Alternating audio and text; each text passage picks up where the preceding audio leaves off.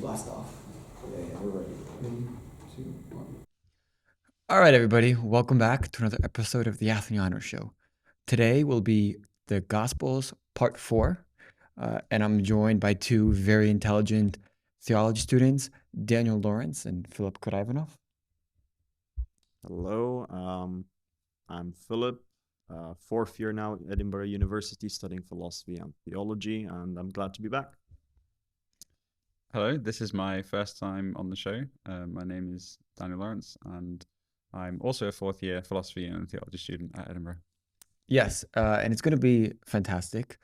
We are going to try to get through Matthew chapters 15 to 20. We may not make it through the whole thing, but obviously I'll let you know in the title what we get through. Some brief announcements before we get started. We have new mugs, courtesy of my sister. This is probably our first merch, so it's very exciting. The second announcement is if you want to subscribe to the newsletter, you can do so on www.theathenianoshow.com, where you can receive emails from me every time a new episode is released, along with some other content. So if you're interested, you can do that.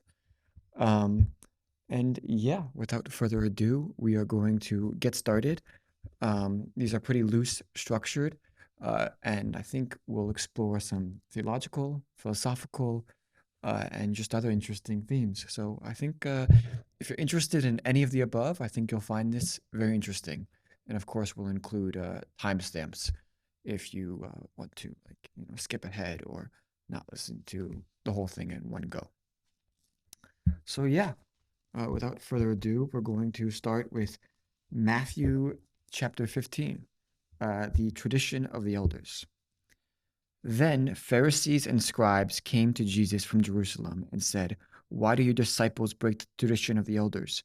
For they do not wash their hands before they eat." He answered them, "And why do you break the commandment of God for the sake of your tradition?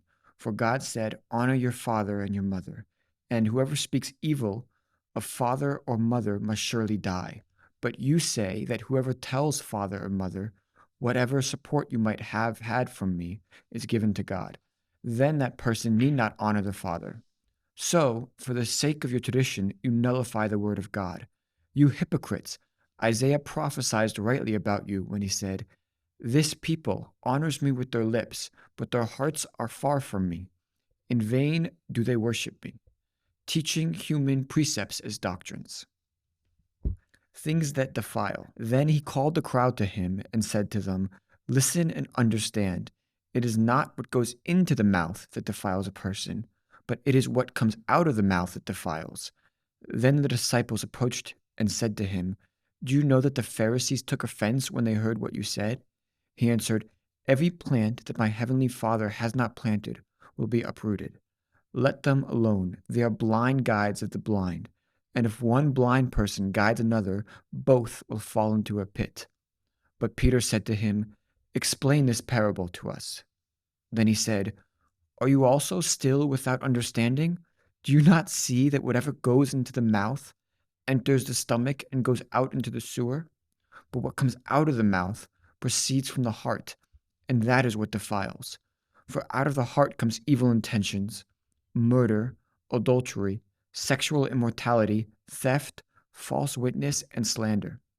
These are what defile a person, but to eat with unwashed hands does not defile." Okay, I can say something about this because we sort of touched on this topic last time about tradition and the role of tradition in scripture. And I think there's sort of one way that you can read this passage, which is kind of, I think, in my opinion, not really the right way to read this passage, which would be kind of setting up like Jesus against tradition as a whole, where you have this dialectic where it's the new against the old kind of motif. And I don't think this is how it is, because in defense of what he is saying, he is also in a way talking about tradition where he's citing the commandments of God. So I think you can see that when he calls them hypocrites, right? Because if he's accusing them of hypocrisy, that means that there's inconsistency in their beliefs. So he's not obviously rejecting the whole of the tradition.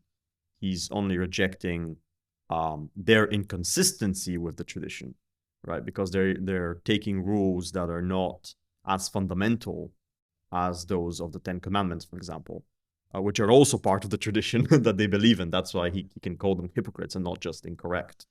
And I think that overall fits in with the idea that Matthew's gospel is talking about the Jewish tradition, and it's talking about the fulfillment of the law, which is the main audience of the gospel, as we said, I think, in the last podcast, is a Jewish audience. Yeah, and I think that's especially pertinent considering the context of he's talking about the heart in terms of we look back at the prophecies in Ezekiel and elsewhere that talked about how the law of God would be written on the hearts of the people. So it goes from being written on the stone commandments to being written on the living flesh of people, and it's that Jesus is bringing that all together when he's talking about the importance of the heart and the importance of what comes from the motivations, what comes from that is what defiles you. So it's kind of like bringing these two aspects of the law and of tradition and of your personal morality, and then bringing them into the importance of the heart of the individual person. Okay. Yeah, and I think everybody sort of relates to this in terms of more practical issues. Like, I think a lot of times people, like with their parents, for example, your parents set up some laws, some rules of the house. And sometimes you might feel like, well, they might not be exactly right, or sometimes they're right. And there's this sort of mediation between, like, to what extent you have to follow them because of the source of the rules, and to what extent they're actually not right to follow. Right. So there's always this sort of question of how much you follow the established order. So we see it here. And he kind of, he goes after the Pharisees in a pretty direct way, right? When he As says, always, let them alone. They are blind, guides the blind. And if one blind person guides another, both will fall into a pit. This is a pretty staunch rejection of, at the time, those who were considered holy in the Jewish faith. Yeah. Or at least a certain sect of it. Yeah. It's quite inflammatory in that respect. Yeah, and I think this would also lead later to the idea of heresy being such a bad thing, because it's not just about believing something that is like incorrect. It's about being constant in that belief and even leading other people into that belief, right? So here we have that the dangers of that, right, where the blind is leading everybody else. So there's a special awareness and judgment if you are someone who is teaching others or guiding people in a specific way. There's more that's at stake there, and Jesus recognizes that in them. What do you guys think about him calling his followers dull? Dull, yeah. Because some people, some there's people, a different wording in your translation. In my one is that they're dull. Yeah. Are you still so dull? There's dullards, They're still not getting the point even after him explaining. I guess that's the thing. He's holding them to a high standard because he knows that they have high standards of themselves in a sense, but they're just not living up to it. The Canaanite woman's faith. This is one of my favorites. Jesus left that place and went to the district of Tyre and Sidon. Just then a Canaanite woman from that region came out and started shouting, "Have mercy on me, Lord, Son of David. My daughter is tormented by a demon." But he did not answer her at all. And his disciples came and urged him, saying, "Send her away, for she keeps shouting after us." He answered, "I was sent only to the lost sheep of the house of Israel." But she came and knelt before him, saying, "Lord, help me." He answered, "Is it not fair to take the children's food and throw it to the dogs?" She said, "Yes, Lord, yet even the dogs eat the crumbs that fall from their master's table." Then Jesus answered her, "Woman, great is your faith. Let it be done for you as you wish." And her daughter was healed from that moment. What do you think it says as that the act of faith from this woman is saying even the dogs eat the crumbs from their master's table, to kind of compare herself to the dogs, but say to lower herself, but say even so, I can take something from you. You can give something to me. It's not to like she lowers herself because by comparing herself to the dogs, but then still asks, for his favor and his salvation, and that is the act of faith. I mean, what do you think that says about what is trying to be, what faith is in general, as portrayed in this passage? Is that for me? For either of you. Well, originally, I would like to say I'm not sure. You can interpret it as her lowering herself, but it's also, in a sense, exalting Christ. I think because she is pointing out how much she believes in him and the medicine that he will provide, right? If you want to use that analogy. So it's like she's saying it doesn't matter what you give me if it's just crumbs, even because like the dog would value the food anyway, I value you that highly, so I will take whatever you can give. So I think in a way you don't have to read it as just her saying, we're just, we're lower than, or we're like, like dogs or something. I think it's more like she's recognizing how important Christ is in that moment. And that's when he says, you have faith in me. Yeah. The way that it was kind of told to me, at least, was it was like she comes to him essentially saying, yes, I'm a sinner. Yes, I'm not worthy of your grace, but because you are good and because I believe in you, I'm asking for it anyway. Yeah. Yeah, I think, well, I've got a few things about context, which I thought could be helpful. So obviously we said before that Matthew's gospel is written to a Jewish audience, or at least like an early Christian Jewish audience. So you've always got to keep in mind the idea that it's written to a Jewish audience, but it's not just, the reason it was written in that sense was also to prepare the Jewish Christians for the Gentile Christians. I mean, that's a whole issue throughout lots of books in the New Testament. So I think lots of things in Matthew have that element of the relationship between Israel in the Old Testament, the Jewish people, and the bringing in of the Gentiles into that covenant. So there are a few things to do with that. So first of all, as a Canaanite woman, she's a Gentile, basically. Okay. So when Jesus is ministering with Gentiles, it's basically the exception, because most of his ministry was towards the Jews of the time.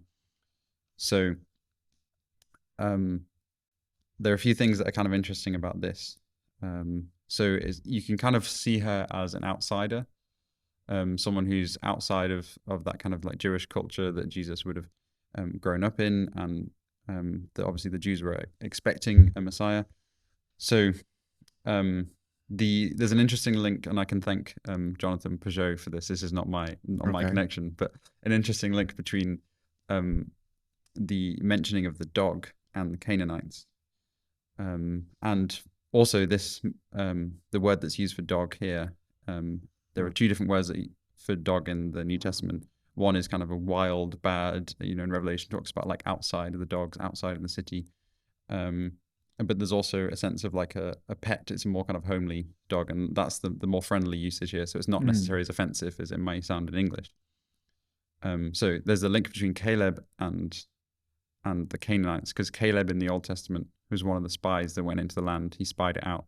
He was one of the truthful spies, or at least the unafraid spies who came back and said that the land was good.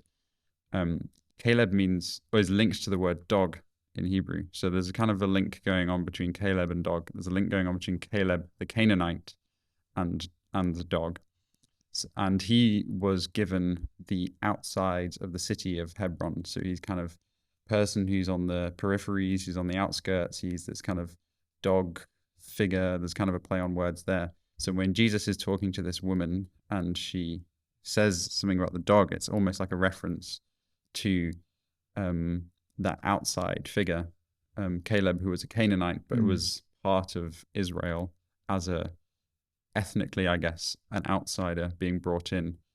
So I think there's something going on here with Matthew talking about the outside, the Gentiles being brought in, and it is, in a sense, it's kind of, well, here we have a primarily it's like, well, this is the children's bread, but we're giving it to the dogs. So there's kind of like an order of delivery, but that doesn't necessarily mean an order of importance, because it's like Jesus and Paul talk about coming first to the Jews and then to the Gentiles, but it's with the aim of including the Gentiles in. So I don't know if that's something that's useful to talk about, but I think that's quite interesting. It's a really fascinating account because it's a bit jarring when you first read it. Yeah, I mean, It feels a bit offensive. The way he answers her at first, saying, "Is it not fair to take the children's food and throw it to the dogs?" Makes it, that initially sounds like an offensive thing to say when she's asking for his help. Yeah. But it's almost like a test. Yeah. Because her response to say, yes, but, even dogs and whether that, like as you said, refers to Gentiles or is like, we're all included in your message applies to all of us, even those who are not part of the descendants of Abraham. Yeah, and that takes great faith to be able to accept that. Yeah. To be able to, like, for her to realize that Jesus had the power to heal her and her, her family, her situation. There's also, not just for the Jews. Yeah. There's also a point, there's I've been reading a lot of Kierkegaard recently. And there's a point when he talks about faith and he talks about the shift from like asking for something or taking something versus moving into faith, which is receiving something. And that shift of, receiving things from God rather than like taking from it. And so it seems like there is an element here too where she's not saying, yes, these things are necessarily rightfully mine to take, but it's an attitude of, I'm receiving from you. Yeah. And I think that's really interesting. Yeah.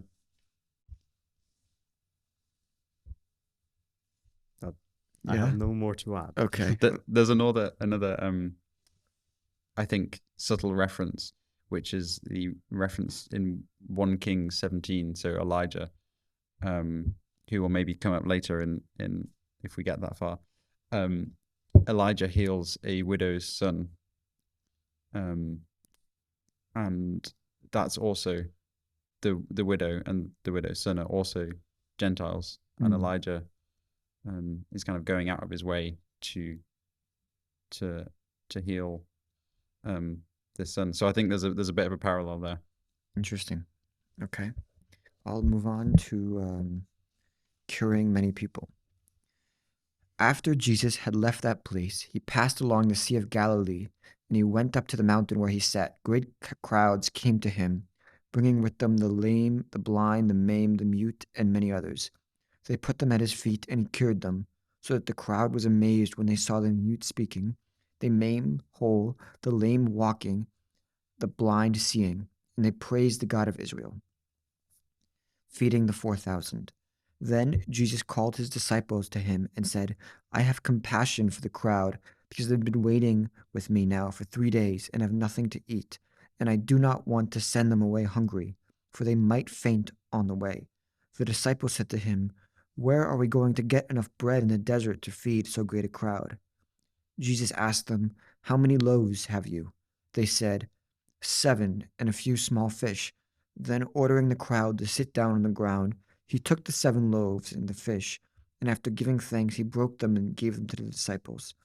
And the disciples gave them to the crowds, and all of them ate and were filled. And they took up the broken pieces left over, 7 baskets full. Those who had eaten were 4,000 men, besides women and children. After sending away the crowds, he got into the boat and went to the region of Magadan. Because we already talked about the 5,000 in the previous thing, I think we can. Yeah, we have a repeat of it. Before we move on, why do you think the significance of there being a 4,000 and a 5,000 very similar accounts? Do you think there's anything in that? If I were to just say off the top of my head when I was reading this, I was thinking maybe it's a sign that it's not just a one-off, you know. It's not just he's here to perform one-off miracles and that's it. It's that, you know, his presence is here to stay, and it's a consistent thing. I would like to also say it is a bit ironic that right after he performs this miracle comes the demand for a sign from the Pharisees. So you could see this idea that it's not what he's gonna say now, or maybe you could read it first. And Okay. discuss it. Chapter 16, the demand for a sign. The Pharisees and Sadducees came to test Jesus, and they asked him to show them a sign from heaven. He answered them, When it is evening, you say, it will be fair weather, for the sky is red. And in the morning it will be stormy today, for the sky is red and threatening. You know how to interpret the appearance of the sky, but you cannot interpret the signs of the times. An evil and adulterous generation asks for a sign, but no sign will be given to it, except the sign of Jonah. Then he left them and went away. So you wanted to... Well, I was gonna say just in general, there's this weird thing going on here where he, as I said, he performs miracles, but then when he's asked directly for a miracle to prove he is who he says he is, he does not provide a miracle. So okay, what's the difference, right? That's the question that comes to my mind. What's the difference between the two cases? And it seems like the people in the case that came beforehand, they had faith in him, right? Because there was his followers who came there to listen to him, and they also needed the food. So it seems like in faith and need, the sign will come, right? It seems like something like that is happening. Whilst here, it's more like a test where it's a skeptical test about, they don't need it, they don't believe it. They want it so that they can believe it, or so they say. So I guess before because you can theorize this, but what do you guys think about that? Like, do you agree with my analysis of what the difference between the two situations is? And if so, like, why is one a good situation to give a sign and the other not? Yeah, I mean, it kind of fits with what Paul says in 1 Corinthians when he says the Jews demand a sign, the Greeks search for wisdom, but Paul, preach Christ crucified, which is a stumbling block for both. So it's like and we haven't got onto that yet, I suppose, but like Christ crucified is a stumbling block for those who are demanding a sign, even though it is a sign, and it's a stumbling block for those who are demanding wisdom because it seems foolish to the wise. So I don't know if, like, even if Jesus had provided a sign for them, it might not have actually been enough. Yeah. I don't know. So you're saying that believing or having faith requires more than a sign. And so for them, like, even if were given a sign, they still wouldn't have the faith or belief in him. So for him, there's no point in doing it. Well, I guess he knew their heart. He knew what they actually needed. But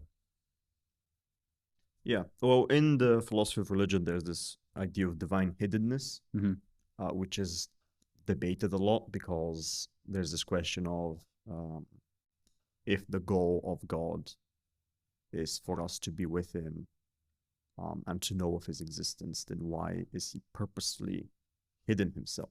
And there's this, the typical answer that's given is that there is sort of this process or transition that the person's soul has to undergo in order to know that God exists. And that process is actually significant enough to where it cannot be circumvented by God just appearing and demonstrating his existence straight away. And of course, that's a bit mystical, and that's why there's this debate about it. But I think we see it here clearly that there's something going on where you have to be in a certain state where you have to actually get there before it happens. I think a claim some people can maybe make is that this is actually foolish, like you said about like the wise person might say that that's foolish, because if you think about it in the way of, it seems like so they could say, are you suggesting we should be predisposed to believing it such that we believe it, right? Which seems like it's a circular reasoning, right? So you're predisposed to believe it, so obviously you're going to believe it. But I don't think that's actually the case if you actually look at the actual case here, because the people who believe in him are still not, some of them even doubt him to an extent, right? I mean, Peter's there, all these people who it's not like they have certitude that what he's saying is correct or everything is going to go the way he's saying it. So I think there's something more going on here where the actual miracle, if you want to say, or the sign is not sufficiently undermined by the fact that they have trust in Jesus, and in their time of need they look towards him, and that's when he comes. It's also, I forget which one of you said this, but it is, like he cures many people, and that's just like a small passage, and then he feeds 4,000, and then it's like, okay, show us a sign, and it's like, well, did you not already, see the signs? Yeah. Well, they weren't there, right? they weren't at the right place at the right time, and that's another question. Why were they not? Because I'm assuming they weren't there. I mean, the Pharisees, they weren't following him to see the signs. What I mean is, like, he's been doing these miracles all throughout, for the first 15 chapters, and they still haven't, believed, and they're asking for a sign. And so it does seem a little bit like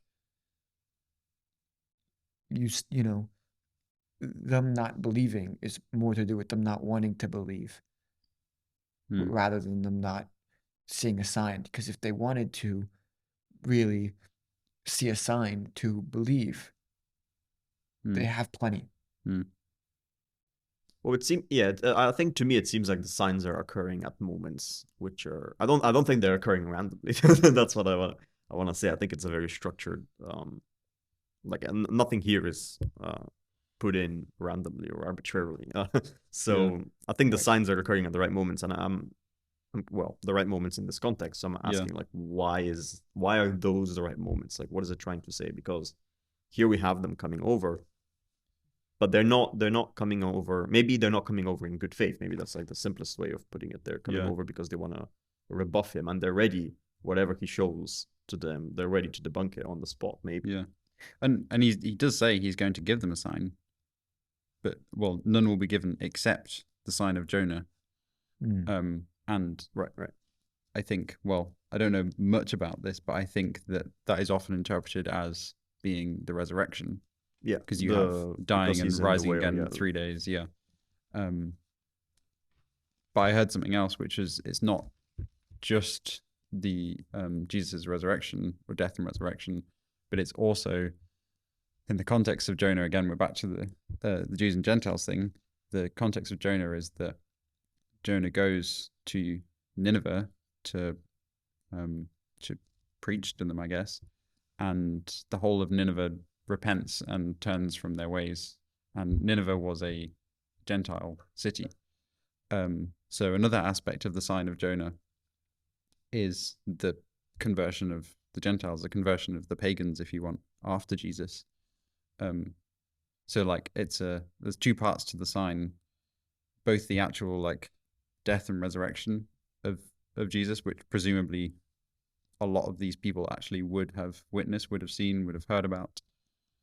But then there's also, after that, is this complete transformation of the world in the next few centuries.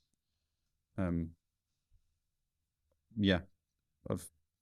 the conversion of the Gentiles, of the pagans.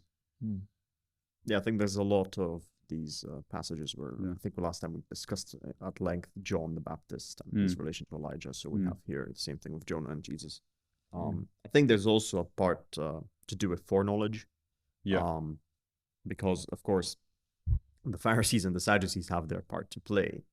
And again, it's this irony where he says the sign that they will get is the sign that they sort of calls themselves. Yeah, exactly. Right? Yeah. So there's a lot of this play on this idea that that you are gonna get a sign, but it's you're gonna make me give the sign, right? So you're gonna be pushed to that point. And I would say it's not against their will. It's you don't have to believe that they're like literally. It's more like, again, the Pharaoh in Exodus, right? It's their heart is set in stone, right? So it's just God might be hardening it in a sense that He's just making them strong enough to commit that which they want to commit anyway, which would be that they don't believe in God or they don't believe in Jesus in the first place. But I think there's also elements here of maybe the messianic secret motif that's going to come up later. So I think when we get to that, we're going to have to double back to this part. Sure. Yeah. Okay. The yeast of the Pharisees and Sadducees. When the disciples reached the other side, they had forgotten to bring any bread. Jesus said to them, "Watch out and beware of the yeast of the Pharisees and Sadducees." They said to one another, "It is because we have brought no bread." And becoming aware of it, Jesus said, "You of little faith, why are you still talking about having no bread? Do you still not perceive?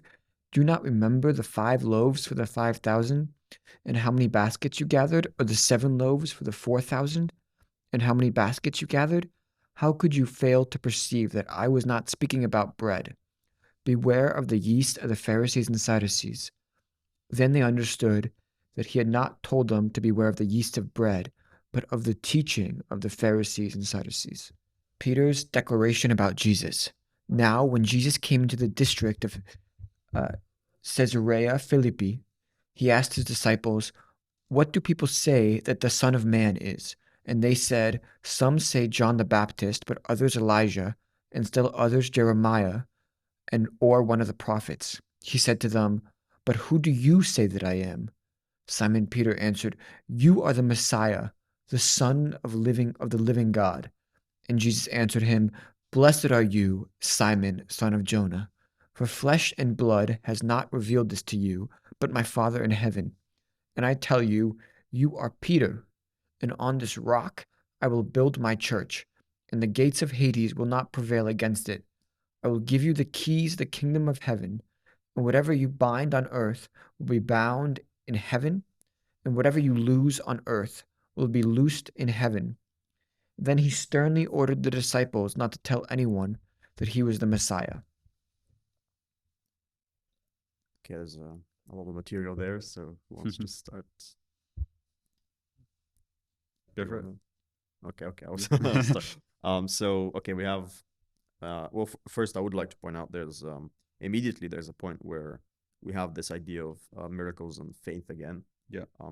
Which we just discussed. So it's repeated again, and you see here even the people who witnessed the miracle now are being rebuked by Jesus for not believing, even though they saw what happened. And again, there's this idea that they're a bit dull. I don't know.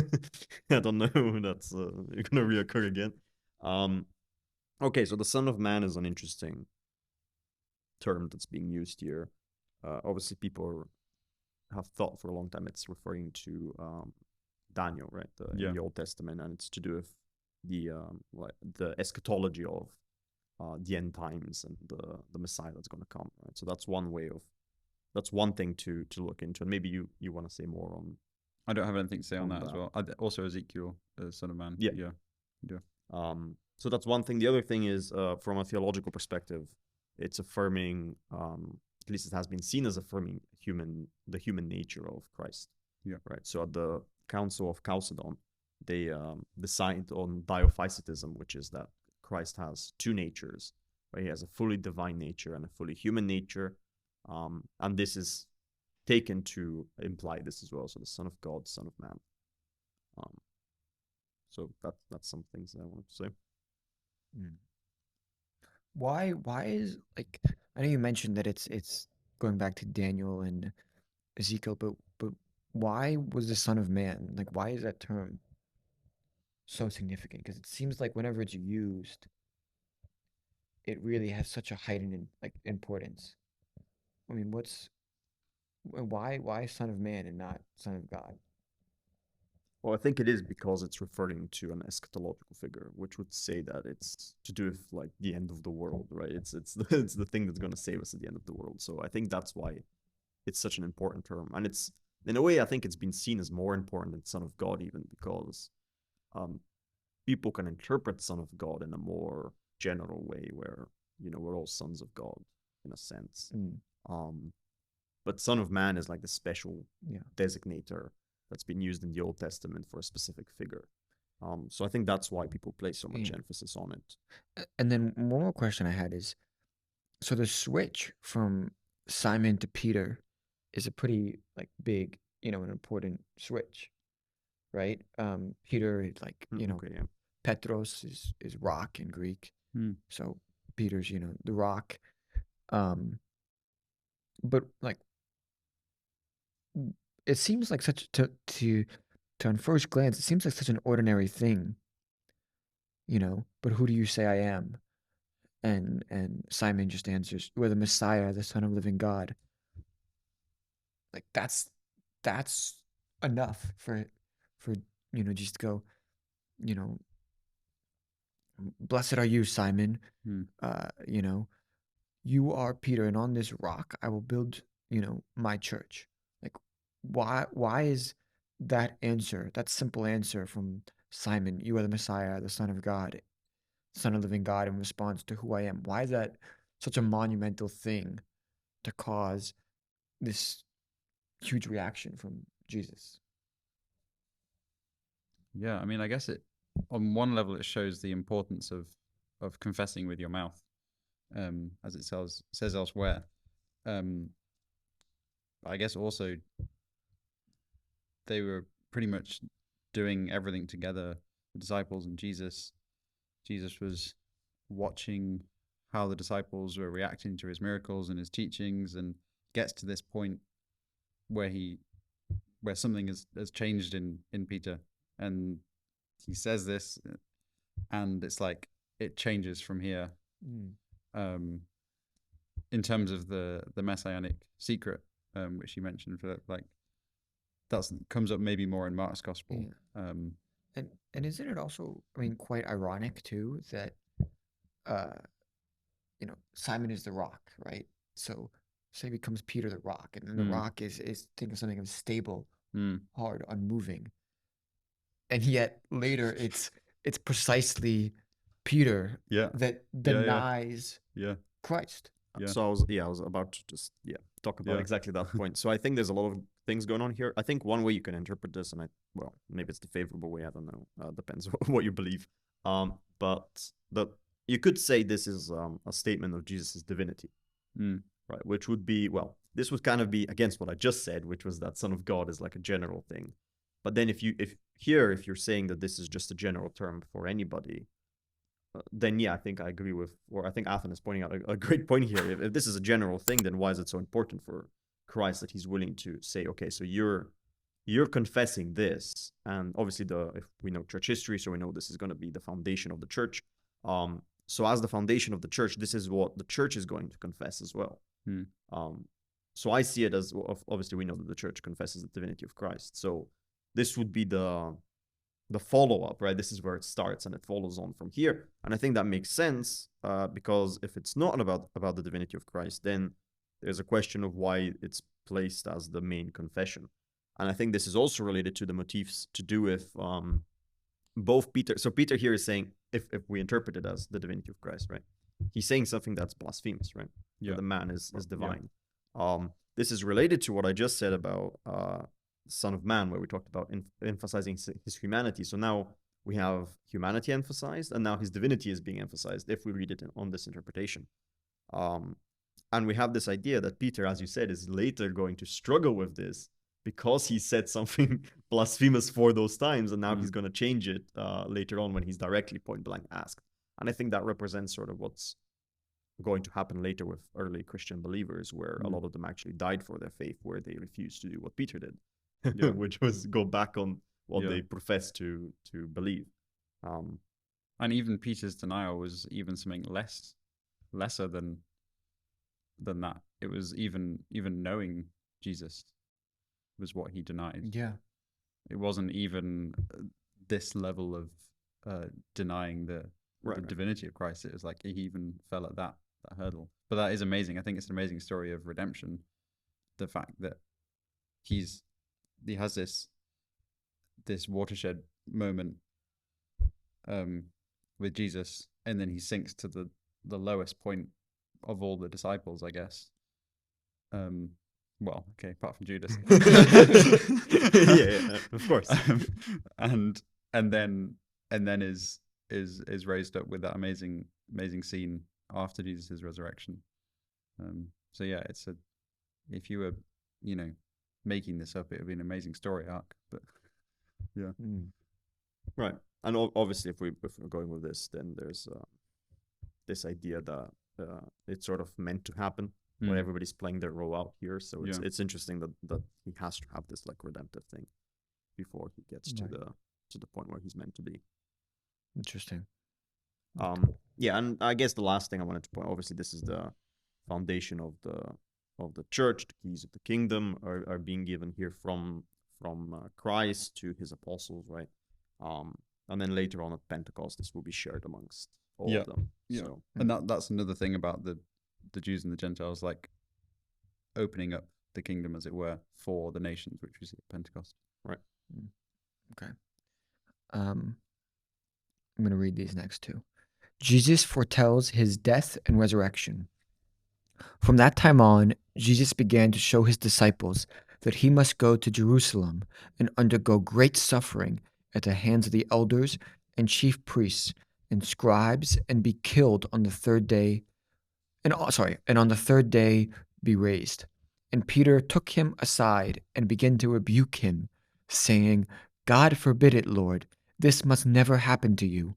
But he turned and said to Peter, Get behind me, Satan, you are a hindrance to me, for you are setting your mind not on divine things, but on human things. We're going to have to talk about that. The cross and self-denial. Then Jesus told his disciples, If any wish to come after me, let them deny themselves and take up their cross and follow me. For those who want to save their life will lose it, and those who lose their life for my sake will find it. For what will it profit them if they gain the whole world but forfeit their life? Or what will they give in return for their life? For the Son of Man is to come with his angels in the glory of his Father, and then he will repay everyone for what has been done. Truly I tell you, there are some standing here who will not taste death before they see the Son of Man coming in his kingdom. Okay, what is going on here with Peter and Jesus? He's the rock, and then Jesus foretells his death, and Peter says, this must never happen. We must prevent this, or something like that. And then he says, Get behind me, Satan, to Peter. You are a hindrance to me. I mean, help me. Like, explain what is going on here. Well, this is a classic case of human exaltation of oneself when you get a good position. Yeah, he's just been giving this grand responsibility, and I think he's taking it a little bit too much on his head now. He's willing to go up and say, I'm your mouthpiece, as Jesus has just proclaimed him to be, and I'm gonna like discuss this with you. And I think it's just he's obviously there's also this other idea behind it, because he's obviously showing his love for Jesus and he doesn't want this to happen and all that. But yeah, Jesus is just pointing him to the bigger picture, which Peter, of course, cannot see. Yeah. Yeah, it's a little foreshadowing, I suppose, of his, as I mentioned, of his story arc to come.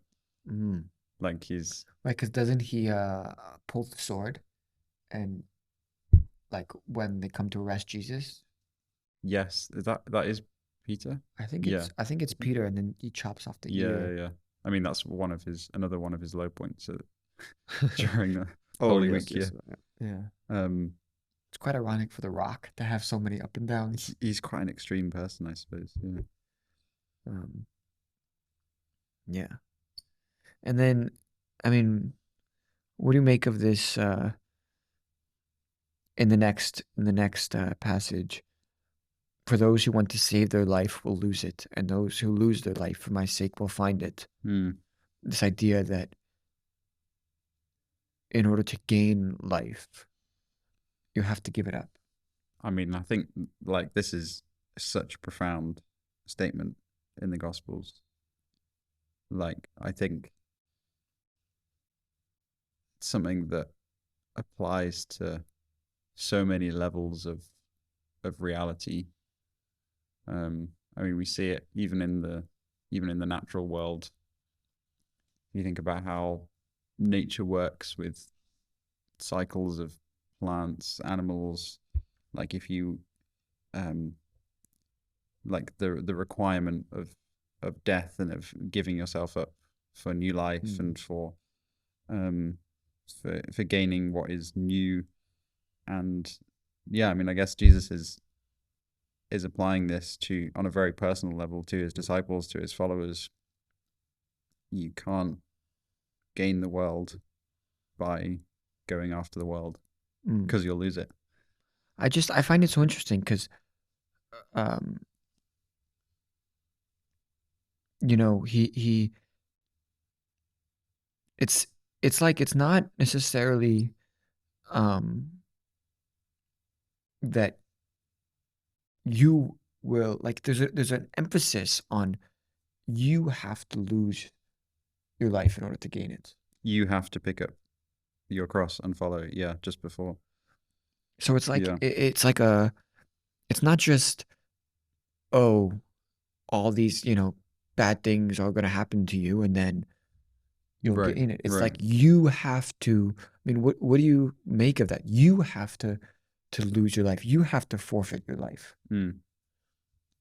How do we make sense of that emphasis on personal volition? Right. And how do you practice that? Yeah, I mean, I guess that maybe the answer to that is helped by looking at the fact that he is alluding to the cross. I mean, this is obviously before they fully know how he's going to die. So he's saying, like, pick up your cross and follow me. So I don't think you can disconnect it from the cross and from Jesus. Because that is the reason why we pick up our cross and follow is because Jesus did, and because Jesus did it for us. And I'm wondering too if just like the Jesus on the cross is him kind of in a sense giving up his life to God. Like accepting that God, his life is to God and belongs to God. Yeah. Right. He doesn't resist or like he doesn't try to flee. He lets God take his life, and that's what leads to the resurrection. Is it in a sense like giving yourself up to God in order to, or giving your life up to God in order to receive it? Yeah, I guess it's like he's giving himself to the highest thing. I mean, the story of Abraham and Isaac has been on my mind. With Kierkegaard. Yeah, and this idea of Abraham needing to relinquish his ownership of Isaac by being willing to give Isaac to God Mhm. in order to get Isaac back. Yeah. I think there's definitely something in that. In the like that was he was his everything, his future, his fulfillment of the promise. And in order to fully realize that, to fully materialize that, as it were, he had to be willing to give it up. Yeah. I can see you writing stuff down. No, I'm just writing down interesting points. Yeah, I think I agree, and obviously, there's no surprise he's talking about the cross here. He's in the place of mankind, so this is going to become very important later for atonement theory and the theology of the atonement and how we're sanctified, and all these things are going to come into play later in theology. But yeah, I think that's the main point here, that Jesus is with us. He's going to do this thing, and yeah, he's going to quite literally give up his life. But obviously, the meaning here is also spiritual, because he explains it right after he says it, that he's talking about the soul. And yeah, I think he means here. Well, there's also this double meaning, right? Because the soul could mean something spiritual, which would just be so you're giving up your soul in the sense that you're spiritually becoming more corrupt by pursuing earthly things. And there's also the sense in which the soul is like an actual substance, an immaterial substance that's part of the human being. So giving up your soul in that way would actually be death, right? The separation of soul from body. So you can actually read it both ways, which is also, I think, how it's meant to be interpreted. Okay. I should move on to chapter 17. Yes, I believe. Yep. The Transfiguration. 6 days later, Jesus took with him Peter and James and his brother John and led them up a high mountain by themselves. And he was transfigured before them, and his face shone like the sun, and his clothes became bright as light. Suddenly there appeared to him Moses and Elijah taking with him. Then Peter said to Jesus, "Lord, it is good for us to be here if you wish. I will set up 3 tents here, one for you, one for Moses, and one for Elijah." When he was still speaking, suddenly a bright cloud overshadowed them, and a voice from the cloud said, "This is my son, the beloved. With him I am well pleased. Listen to him." When the disciples heard this, they fell to the ground and were overcome by fear. But Jesus came and touched them, saying, "Get up and do not be afraid." And when they raised their eyes, they saw no one except Jesus himself alone. And they were coming down the mountain. As they were coming down the mountain, Jesus ordered them, "Tell no one about the vision until after the Son of Man has been raised from the dead." And the disciples asked him, "Why then do the scribes say that Elijah must come first?" He replied, "Elijah is indeed coming and will restore all things. But I tell you that Elijah has already come, and they did not recognize him. But they also did to him whatever they pleased. So also the Son of Man is about to suffer at their hands." Then the disciples understood that he was speaking to them about John the Baptist. So, Yeah, I think we'll stop there. Okay. I would assume we want to discuss the Transfiguration. Yeah, so a lot of stuff's happening. Maybe first we can talk about symbolically what's happening. So we just had this idea of picking up your cross and heading off somewhere. It's not said where, but you're heading, you're picking up your cross and you're walking with Jesus. And now we have this idea of a mountain, right? And mountains are, or well, it's not a mountain here, but it's sort of a mountain. And the idea here is obviously there's a high place, there's a low place, and you're going higher up. So I think everybody sort of sees the symbolism of that. It's like the Moses meeting with God. Yeah. right, the meeting. So the meeting of God has to happen on the mountain. It doesn't happen, he's everywhere, right? He's omnipresent, but it has to happen there. Because it makes sense to happen there, right? It's the highest place, it's the closest to the sky, right? So he goes up, he goes up there, and then the Transfiguration happens, where God kind of like shows up, I guess, or there's this confirmation. So one tradition has it that what you think, like Jesus, I think everybody like in the Christian worldview sort of sees Jesus as showing what humanity should be, what it is and what it should be, right? So here you have this idea that man can be transfigured, right? When he goes up the mountain, right? So you've got this imagery in your head where you're thinking, so far he's just a man, right? We're just seeing him as a obviously there's divinity, but there's this idea that he's picking up his cross like we are, and now he's heading up a mountain, and then he's being transfigured, he's being changed, actively changed, in conjunction with it would later become known as grace, right? God's grace, or his action in the world. So yeah, that's what I have immediately, like just the symbolism of it and the relationship of what happens here to the relationship of what happens with humanity in general.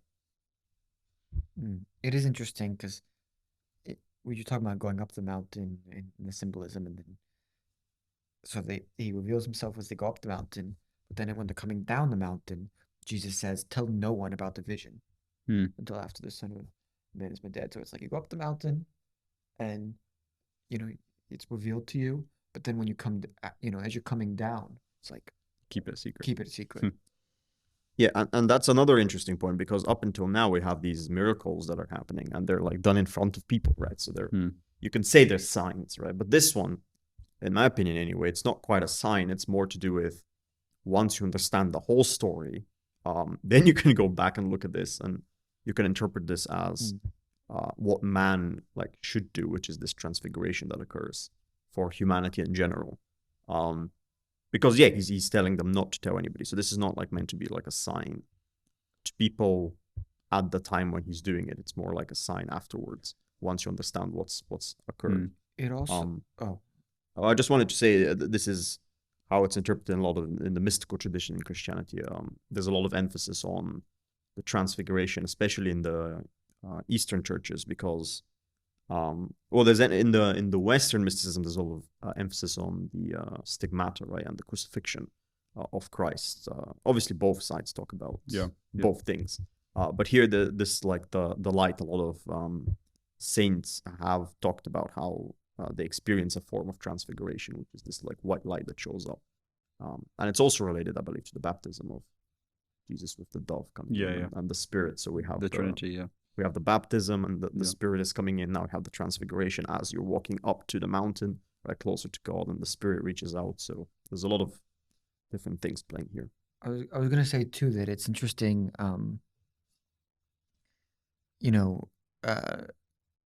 When the disciples hear the voice from God saying, "This is my son, the beloved; with him I am well pleased. Listen to him," and the disciples immediately fall to the ground and overcome with fear. It reminds me of when he's walking on water, and they're like, "It's a ghost," and they're all afraid. And he's like, "Don't be afraid." And it also it seems like foreshadowing to when he resurrects himself, and initially they don't believe it, and he has to assure them. I think it's one of the disciples, I forget which one, takes particularly long to convince that he's Thomas. Doubting Thomas. And so it seems like a common theme is the disciples are like this element of fear.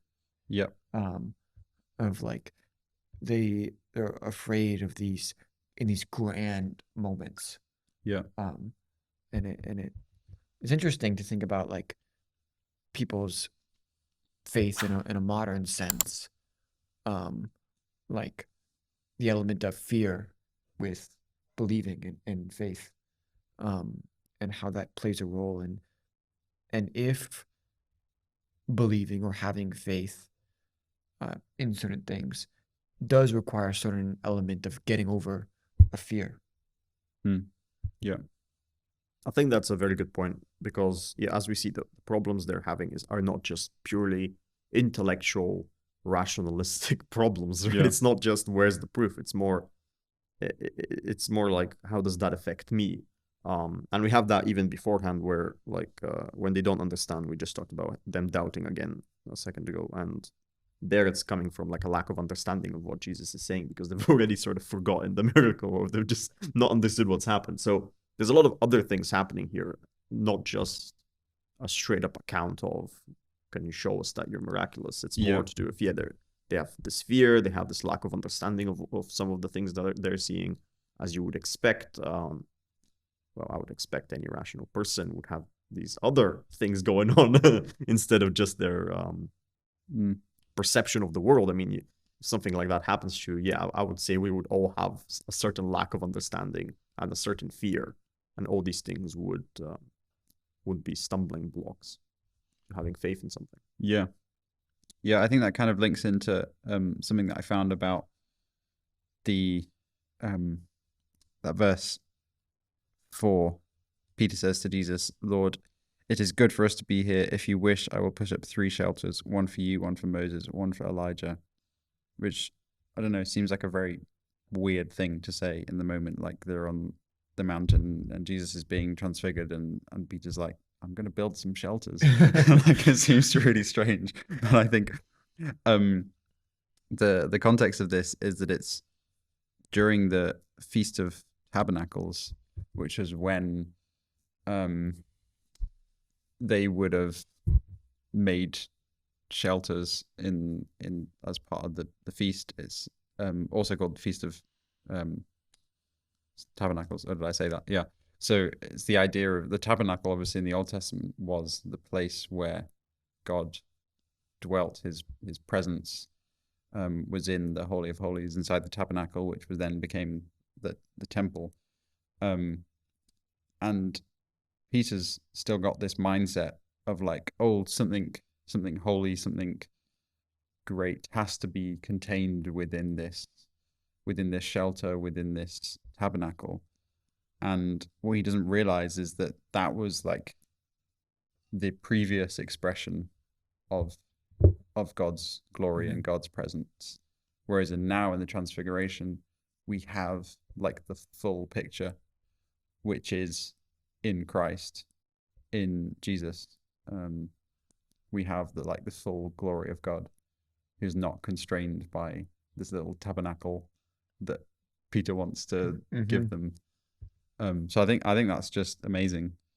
Yeah, I actually, I would agree with that, and I think that goes again to the point that I was making, which is maybe not like as recognized by some, but because obviously this is a sign of divinity. I mean, I'm not saying it's not a sign of divinity, but it's also supposed to be a sign of humanity. Yeah. And I think what you just said kind of goes with that, right? Yeah. Because the idea is that it's not restricted. Because Peter's initial reaction is, okay, yeah, you're the divine one. Yeah. Let me immediately confine the place like we used to, right? But it's like, no, I'm also the human one, right? Yeah. And this can happen to you, right? You can have this experience as well. So there's this sort of universality that's going on. Yeah. So again, it's the tradition, and then there's also this new idea that's coming along. Yeah. And it's almost like this is actually Jesus's natural state, as it were. And the rest of the time, he is the rest of the time when he's on earth, he is in a sense shielding or hiding, or I don't really exactly know the words to talk about it, but he's not showing the full extent of his divinity. And this is the moment where it's fully shown to the disciples, or to the select, the 3. Yeah, like I said, I wouldn't say it's not a sign of divinity. Yeah. But it does have that. Yeah. When we take the whole context of it, it has this universal kind of thing to do, the relation of the divine to mankind Yeah. as well, because that's also another thing, as we said, that Jesus represents. It's not just the word of God, but it's also the relation of God to man. Yeah, which is also why Moses and Elijah are there. It's pointing back to the history of God's relationship with his people through the law and the prophets, Moses and Elijah. Yeah. The dog will be edited out, by the way. Oh. In case you can hear, there's a dog that's very mad at somebody in the background. Is that the dog from the Canaanite woman? Yeah. The dog's not getting the crumbs from the table, so he's very upset. Okay. Does anybody want to talk about Elijah, or I think we've already discussed Elijah it, but in case you wanted John. to. I mean, I guess this is linked to previous discussions you've had on Elijah, but there's one thing that was in my study notes in my Bible which said that in Jewish eschatology, there's an idea that Elijah would have to come before the coming of the Messiah. This is based off Malachi 4. So we have Elijah here at the Transfiguration. We also have the whole Elijah John the Baptist thing, which you've looked into before. Yeah, right. And that goes along with the fact that here he's addressed as the Son of Man once again. Yeah. Instead of any other title. Yeah. By the way, if you want to check out the previous episode, it's in the description. So check that out. Okay. Jesus cures a boy with a demon. When they came to the crowd, a man came to him, knelt before him, and said, "Lord, have mercy on my son, for he has epilepsy and suffers terribly. He often falls into the fire and often into the water. I brought him to your disciples, but they could not cure him." Jesus answered, "You faithless and perverse generation, how much longer must I be with you? How much longer must I put up with you? Bring him here to me."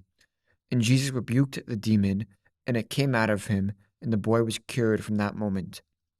Then the disciples came to Jesus privately and said, "Why could we not cast it out?"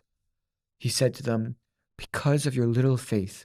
For truly I tell you, if you have faith the size of a mustard seed, you will say to this mountain, 'Move from here to there,' and it will move, and nothing will be impossible for you." Jesus again foretells his death and resurrection.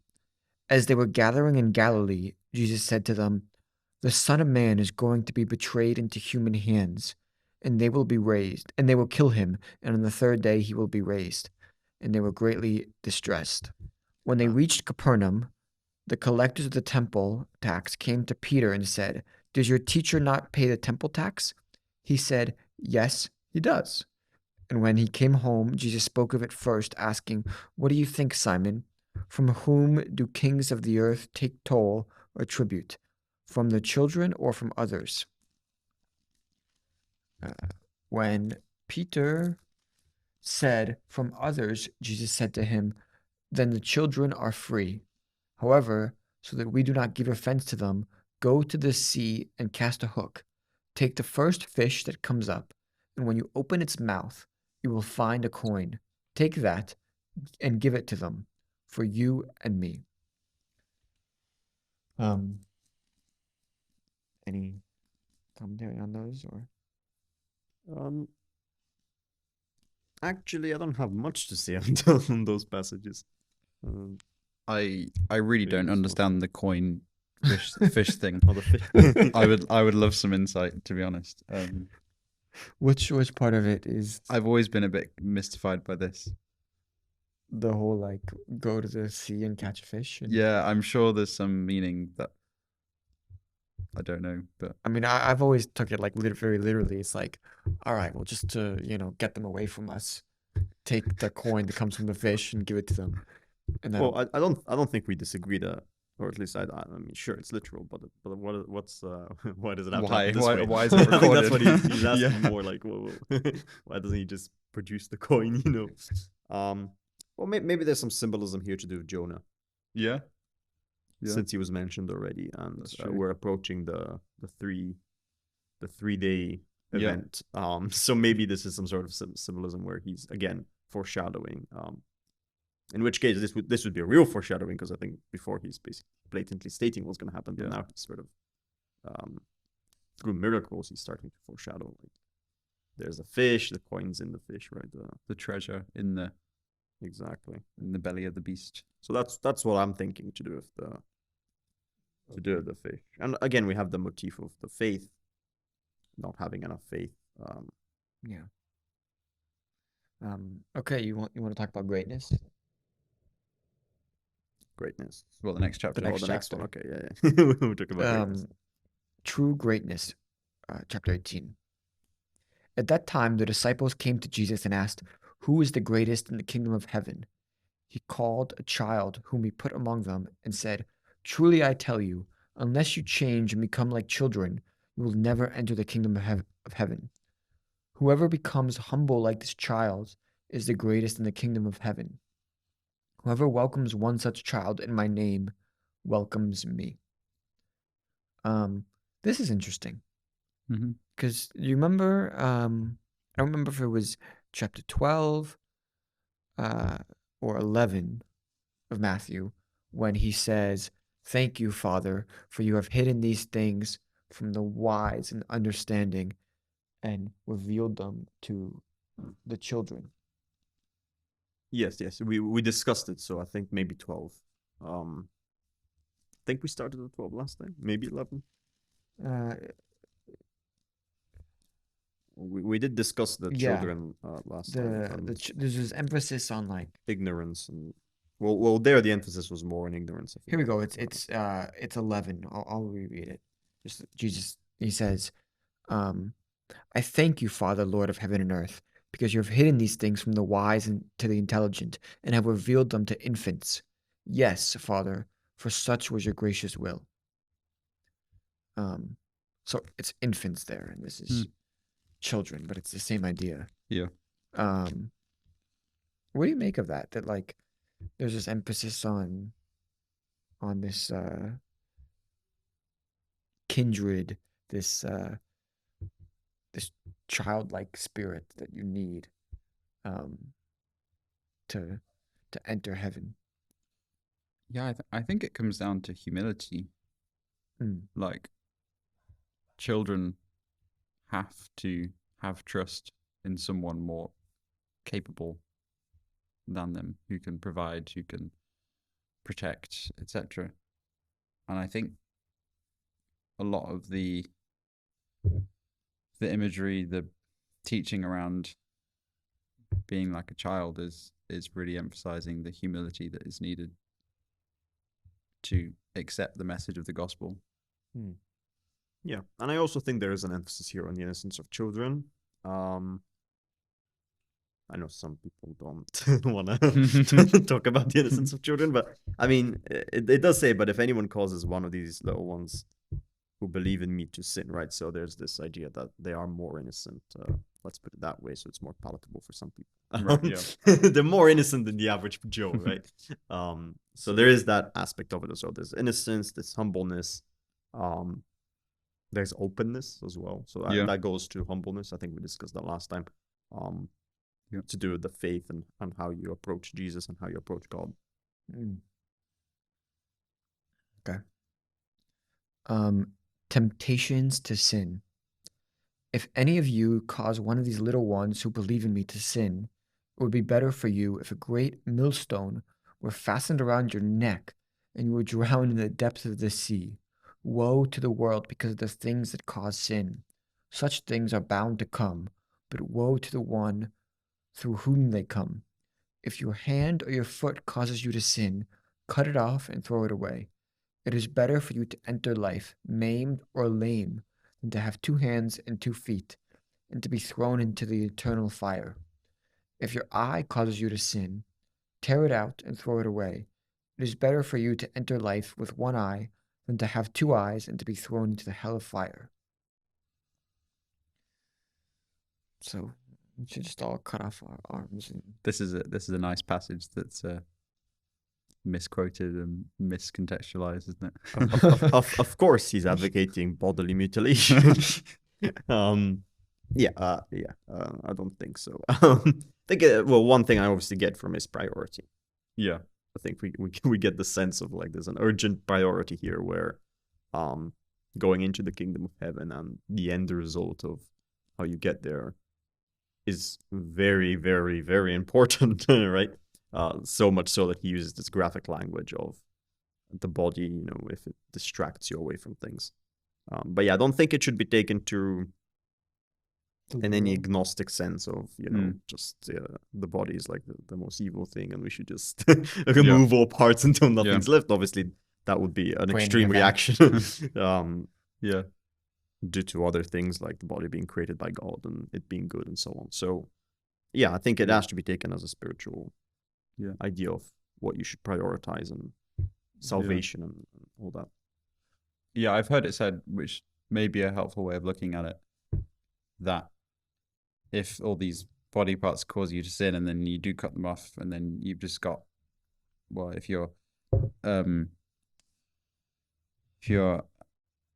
foot causes you to stumble, cut it off, so you cut it off, and then your hands and you cut it off, and then your eye and you cut it off, and then like every layer of cutting off your body, if you're still sinning, then that shows that the problem is really in your heart. It's really in your mind, in your soul.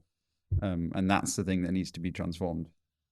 So it's like showing that like the body is good, but it's the transformation that starts in the heart that changes you. Right, it's the Yeah.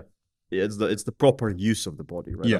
That's the idea here. So if you have these disordered passions, where they're as like Paul would say, right? They're not directed towards the good. Then of course there's a problem there, but the problem is in the will of the human. It's not in the actual passions, right? Or in the body itself. So I think that's something and it goes along. It's not like we have to reinterpret this passage in a completely different way to the context of which we've been reading it so far, because it just goes along with the idea that it's not about the practical. It's not so much about the practice here that Jesus is talking about, because the practice, I think the people of his time understood it. Is just the spiritual side which they were lacking, and that's what he brings here. Okay, you want to move to another parable? Yeah. I don't know if the previous one was really a parable, but okay. The parable of the lost sheep. Take care that you do not despise one of those little ones, for I tell you, in heaven, their angels continually see the face of my Father in heaven. What do you think? If a shepherd has 100 sheep, and one of them has gone astray, does he not leave the 99 on the mountains and go in search of the one that went astray? And if he finds it, truly I tell you, he rejoices over it more than over the 99 that went astray. So it is not the will of your Father in heaven that one of these little ones should be lost.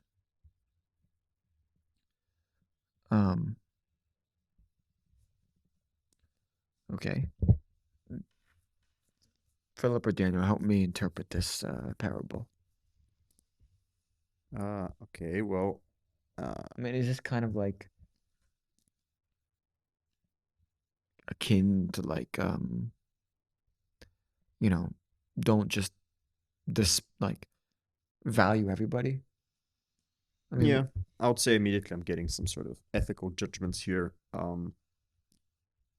Because suppose you are the shepherd who doesn't value the one sheep that goes away. There's sort of this idea of like one sheep is inconsequential, right? So the reason why you would not value it is if you take it to be inconsequential, which would mean that there's some consequence that you're seeking to use the sheep for, right? They're a means to some end, and the one sheep being lost is not, it doesn't affect that end, so you're not invested in its well-being. But if you value the actual sheep, obviously for the sheep, then there would be this sort of idea that you wouldn't want to lose any of them, because losing one would be equivalent to losing all of them. I mean, my immediate thought was like, the lost sheep is like the prodigal son, and and when you find him or he comes back, you value him more than the other 99. But I don't know. I think there's definitely a link to the fact that it's talking about children, and I think Philip, what you said was really interesting about not just seeing it as a means to an end. It's like, well, I don't know that much about this, but I think that at the time, children were often just seen as, well, they're just children. They're only useful for how much work they can do. They're only useful for the fact that they will one day grow up and be adults. So that kind of fits to the idea that Jesus is actually seeing these children for who they are, as children made in the image of God, not just, oh, one day they'll be a useful person, or one day they'll be, so I think that's a good way of looking at this parable. Yeah. He really sees the individual as important. I think we discussed last time with Harry about children and their role in the society, and how revolutionary it was for him to talk about them so much. Yeah. There's another thing actually that I just thought of, which may or may not be wrong. There is this. I think children a lot of the time also kind of view the value of individuals or things this way. Yeah. They're much more willing to ascribe an essential, value in something, that when they lose it, they will grieve as if they've lost the world. Yeah. Right. I think children do that much more than adults, and then the adults have to come into the room and say, "This is not the end of the line. There's other things that you can value. This is not the only valuable thing."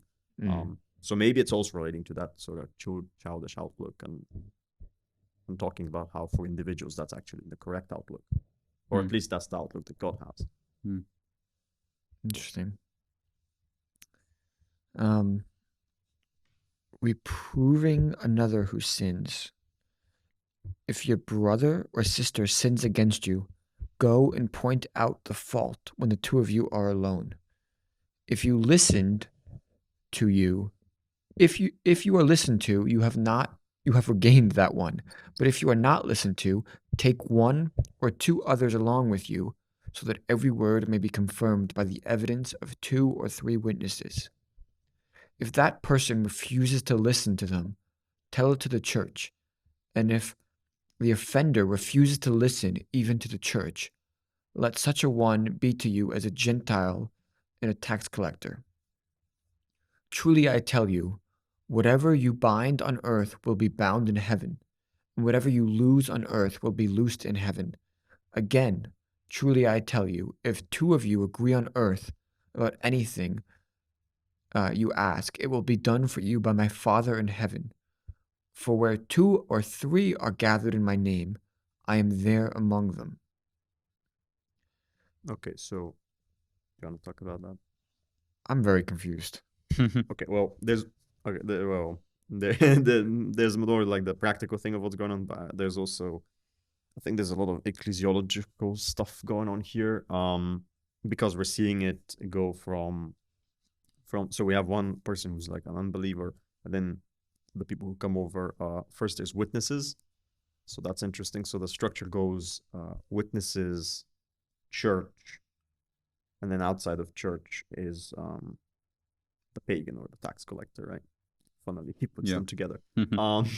Right. So you have this idea that you can speak on behalf of Jesus, right? The people who gather in his name, truthfully, obviously, they can speak on behalf of Jesus, and that's why you have this idea of you go from the witnesses to the church, which obviously historically is how the Christian churches would justify their preaching of doctrine, right? There's this continuity that goes from witnesses of Christ's resurrection to the church, which is the body which gathers in his name. So that's how I view it immediately, especially when they also talk about binding. So yeah, whatever you bind on earth will be bound in heaven. So there's this transcendence that's going on here, where you can bind something on earth and then it will transcend into heaven, which is how the church sees when they're talking about, from what I understand, when they're talking about pagans or heresies. There's this idea of binding a person's conscience to a certain belief, right? Where you can bind it on the earth, and then that's supposedly, right, this is related to how it's bound in heaven, because it's to do with the truth, and the truth permeates both realms. Yeah, which is also to do with church discipline, I guess, like aligning people with the truth and with the right way to live. Yeah. That's what I have. I have nothing. So, very short passage on forgiveness. Then Peter came and said to him, Lord, if my brother or sister sins against me, how often should I forgive? As many as 7 times? Jesus said to him, Not 7 times, I tell you, 77 times. Is there anything we can analyze from both the 7, but also the 77? Well, I don't know what this is really. I just thought of when God goes to destroy Sodom and Gomorrah, and they have that big debate about the amount of citizens that have to be good. The there, righteous person, yeah. And he's trying to lower the number. And here we have like this raising of like, it's like the opposite of where you're talking about forgiveness and you forgive people. Yeah. It's like you actually multiply, you go up, you forgive as many times as you can. Because again, we're talking about spiritually here, like forgiveness, whilst obviously is different. It's to do with practical repercussions for a city. But I don't know. That's immediately what came to my mind. So it may be relevant, it may not be. Yeah, it's a kind of extravagant forgiveness. Right. Seems a bit outrageous to an extent. But is it just like symbolic? Like he's saying, there's no limit to the amount of times you should forgive? I don't know. It's hard to know. I don't think you can take it as, well, everyone has 77 chances and you have to count them all. But like here, it doesn't seem like there's much saying the times when you shouldn't forgive. It's not saying, I don't know. It's a difficult teaching, maybe. It's just such a short passage that it's hard to like. Well, there are other passages on forgiveness. That's true.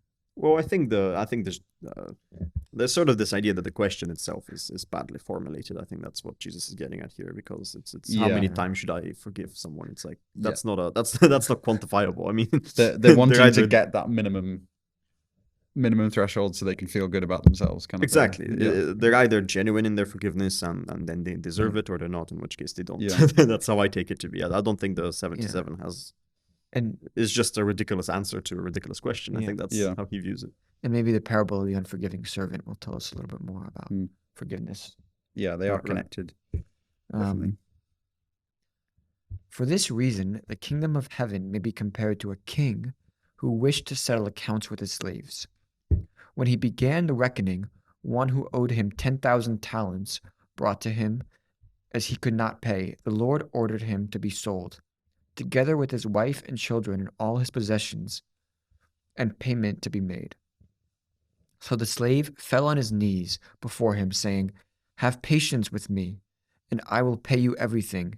And out of pity for him, the Lord of that slave released him and forgave him the debt.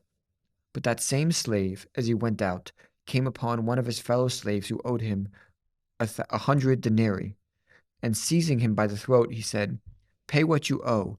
Then his fellow slave fell down and pleaded with him, Have patience with me, and I will pay you. But he refused. Then he went and threw him into prison until he would pay the debt. When his fellow slaves saw what had happened, they were greatly distressed, and they went and reported to their lord all that had taken place. Then his lord summoned him and said to him, You wicked slave, I forgave you all that debt because you pleaded with me. Should you not have had mercy on your fellow slave, as I had mercy on you? And in anger, his lord handed him over to be tortured until he would pay his entire debt. So my heavenly Father will also do to every one of you if you do not forgive your brother or sister from your heart. So is the point of this to say that it's almost like hypocritical to not forgive because all of you have been forgiven by God at some point for your actions? All of you have sinned and done wrongful things, and have debt that has been forgiven by the Lord. So who are you to not forgive somebody else? Yeah, I mean, it's in the Lord's Prayer. Forgive us as we forgive those who sin against us. Yeah. Or, yeah. So, Did you get there? Yeah, I got that. yeah. For me, it's there's a lot of stuff going on here behind the scenes, which you can interpret metaphysically. But the main thing, again, that we have is this transition from you have God, right, in the mountain, and then you have Jesus, who is the mediator, and then we have us. And I think this again. So the Lord, right, the Lord in the story, that would be God, obviously. And he has this attribute of mercy, where he applies it here, he acts mercifully. And then we have Christ, who doesn't appear in the parable itself, but he's the one telling the parable, right? And he's the example that they would see before them as he's telling this stuff. They would obviously relate it to him as well. So you have Christ in there, and then you have the second servant who is being unmerciful, and he would be us, not following the example of Christ and God, but following our own. Just being what we do. So I think that's what's going on here, and there's this, the attribute of mercy is being transmitted throughout those three different beings, right? And that's what's going on here. Divorce. Now we're getting into controversial subjects. Depends who you talk to. I think all these issues are controversial. Teaching about divorce. Chapter 19. When Jesus had finished saying these things, he left Galilee and went to the regions of Judea beyond the Jordan. Large crowds followed him, and he cured them there. Some Pharisees came to him, and to test him, they said, "Is it lawful for a man to divorce his wife for any cause?" He answered, "Have you not read that the one who made them at the beginning made them male and female, and said, 'For this reason, a male shall leave his father and mother, and be joined to his wife, and the two shall become one flesh.' So they are no longer two, but one flesh. Therefore, what God has joined them together, let no one separate." They said to him, "Why then did Moses command us to give a certificate of dismissal and to divorce her?" He said to them, "It was because you were so hard-hearted that Moses allowed you to divorce your wives. But from the beginning it was not so. And I say to you, whoever divorces his wife, except for sexual immorality, not immortality. I was about to say I read the wrong translation. For sexual immorality and marries another commits adultery. And he who marries a divorced woman commits adultery. The disciples said to him, "If such is the case of a man with his wife, it is better not to marry." But he said to them, "Not everyone can accept this teaching, but only those to whom it is given. For there are eunuchs who have been so from birth, and there are eunuchs who have been made eunuchs by others, and there are eunuchs who have made themselves eunuchs for the sake of the kingdom of heaven. Let anyone accept this who can."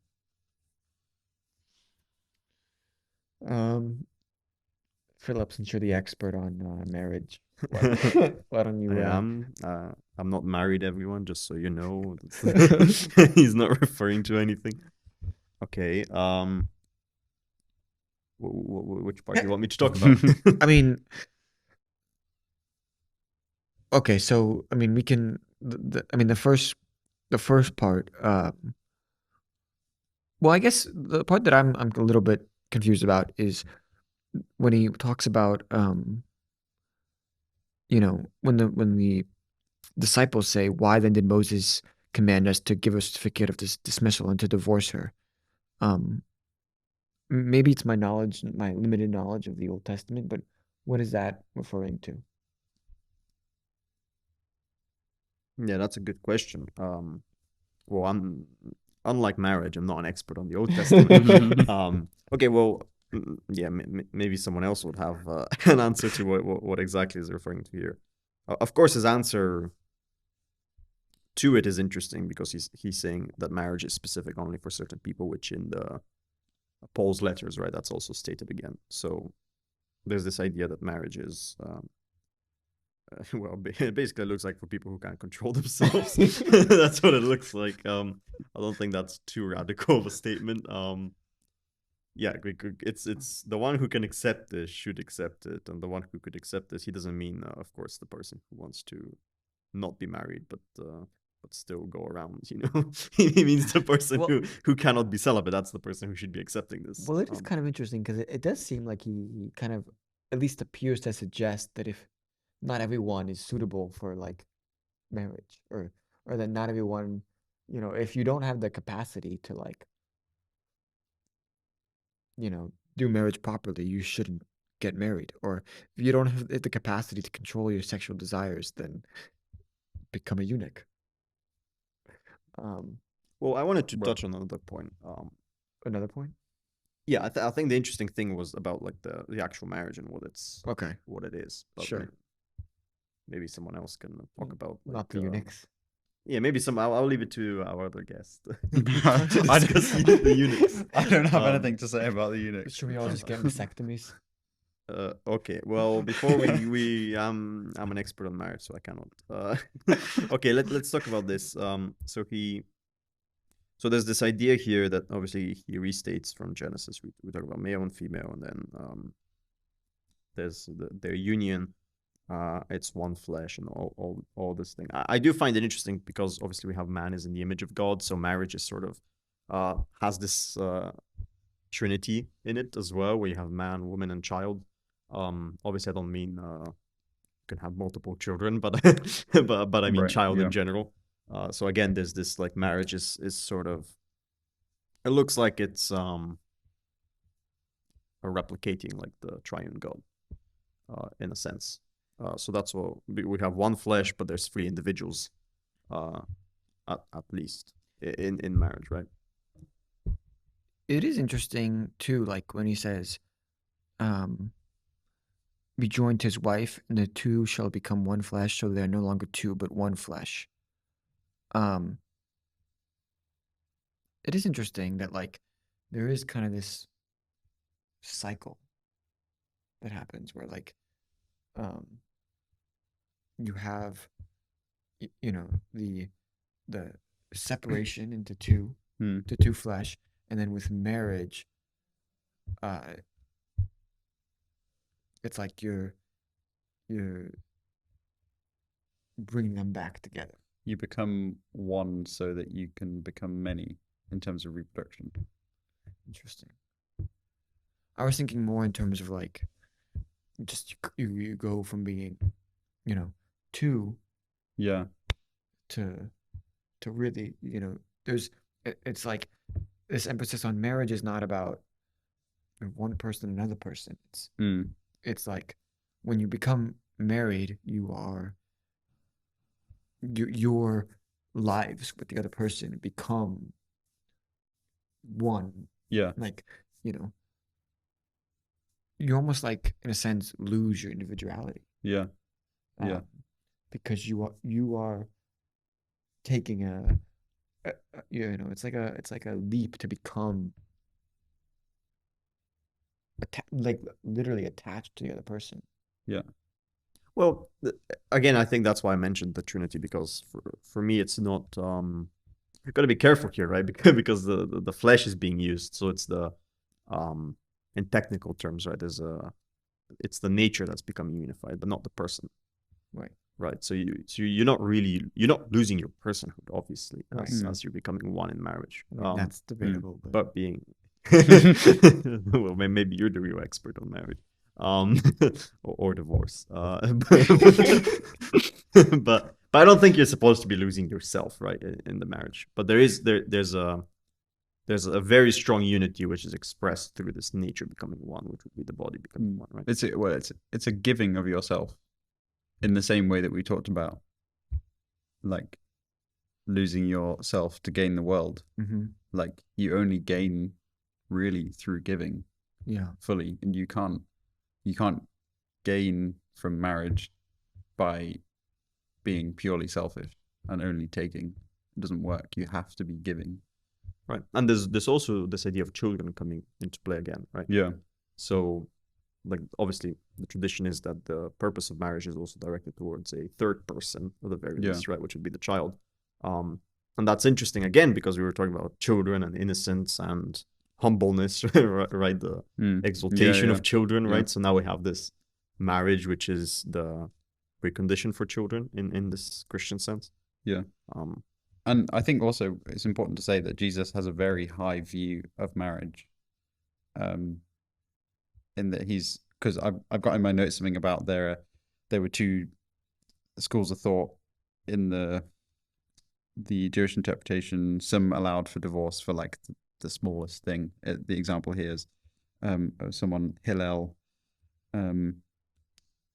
based on interpretations of Deuteronomy, said that he would allow a man to divorce his wife if he did anything he disliked, even if she burnt his food while cooking it.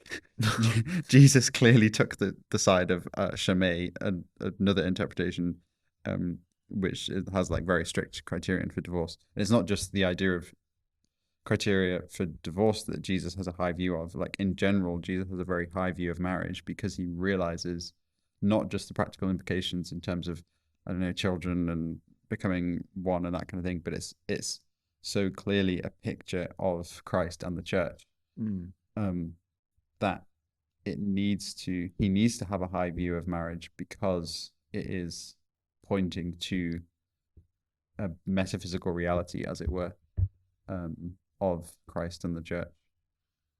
Yeah.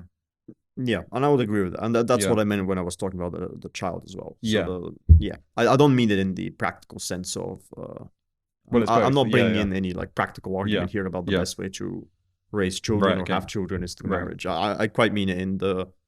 this is like a metaphysical sense of humanity being united in a similar way that God is united, Yeah. which is the only correct way for persons to be united, right? Yeah. If we're taking the good to Yeah, be yeah. God. Yeah. So we have this imitation of the Imago Dei Yeah. being replicated in humanity through marriage. At least that's what I'm seeing here.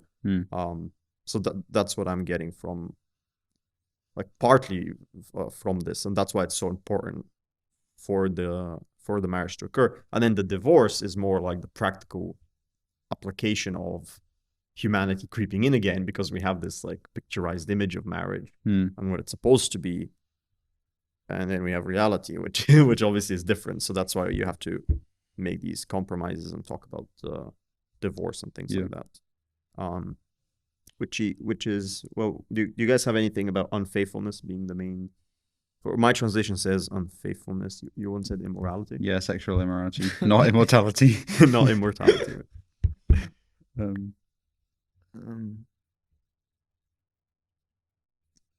Yeah. I did quite like the concept of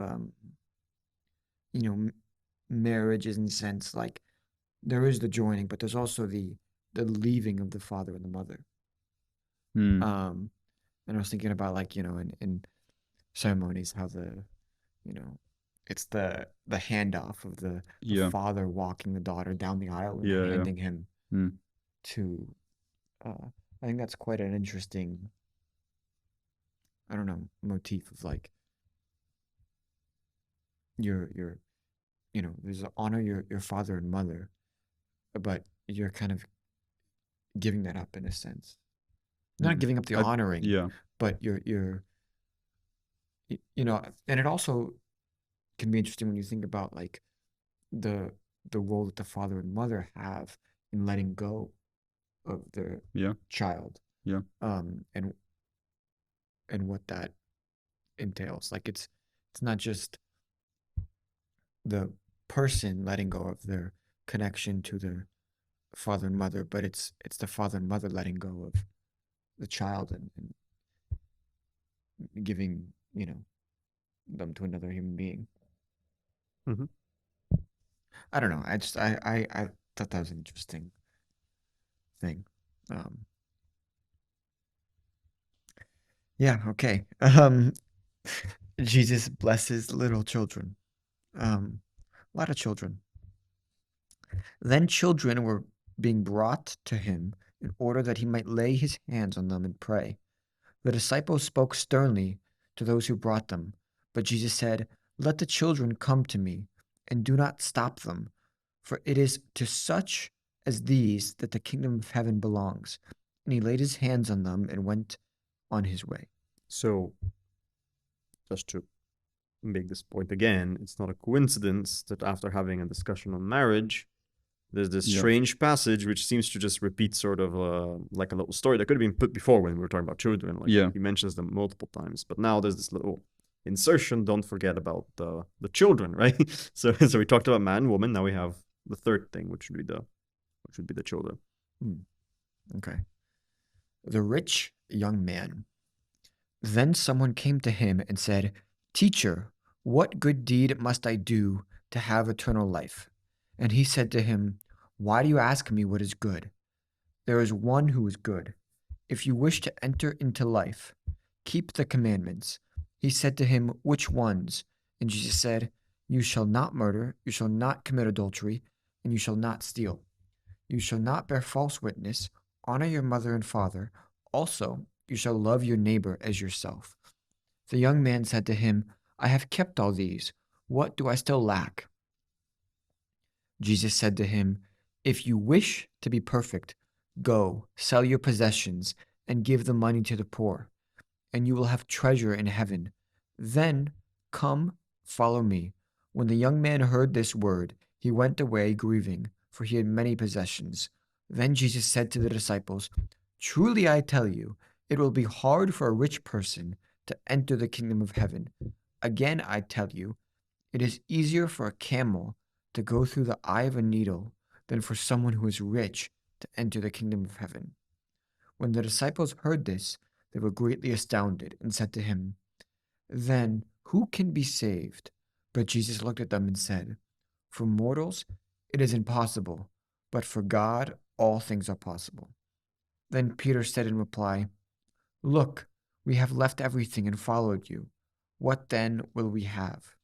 Jesus said to them, "Truly I tell you, at the renewal of all things, when the Son of Man is seated on the throne of his glory, you who have followed me will also sit on 12 thrones, judging the 12 tribes of Israel. And everyone who has left houses or brothers or sisters or father or mother or wife or children or fields for my name's sake will receive 100-fold and will inherit eternal life. But many who are first will be last, and the last will be first."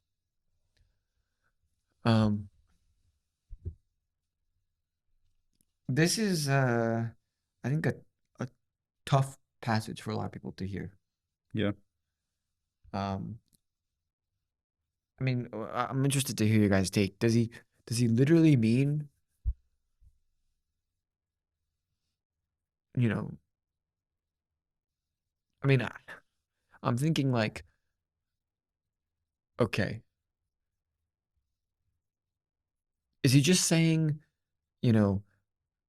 give to, don't value your possessions and give to the poor, or is he literally saying, do we have to accept this as all the things that you have, all the money that you earn, give it away?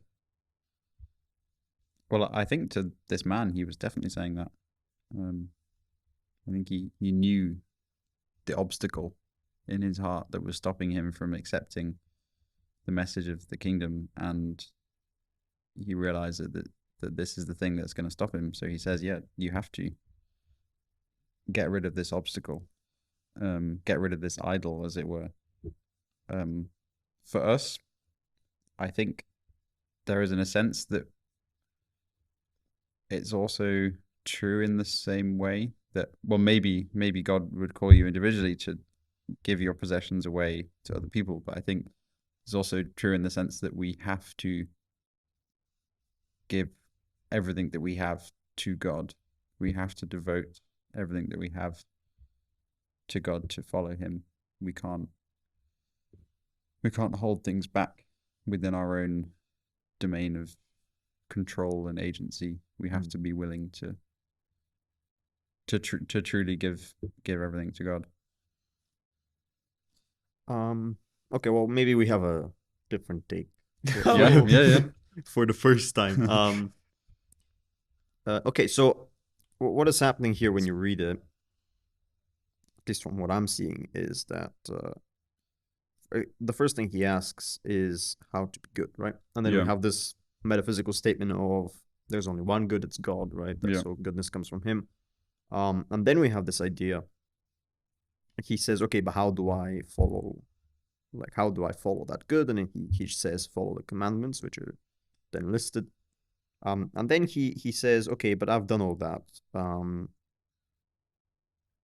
Okay, so already that's we're a bit skeptical of that, because before on the Sermon on the Mount, right, Jesus talks about the commandments, and he puts the spiritual meaning on them, which is even if you think of those things, you're already committing them. So already I'm skeptical of this man's answer when we interpret the commandments not from the traditional perspective, but from Jesus's perspective. And I think Jesus is also skeptical of that, because that's obviously how he interprets them, because that's what he said. So he says, so the way he answers him is, then, okay, if you want to be perfect, then you can do all these things, which is sell everything and give it up. And then obviously the man gets sad and leaves.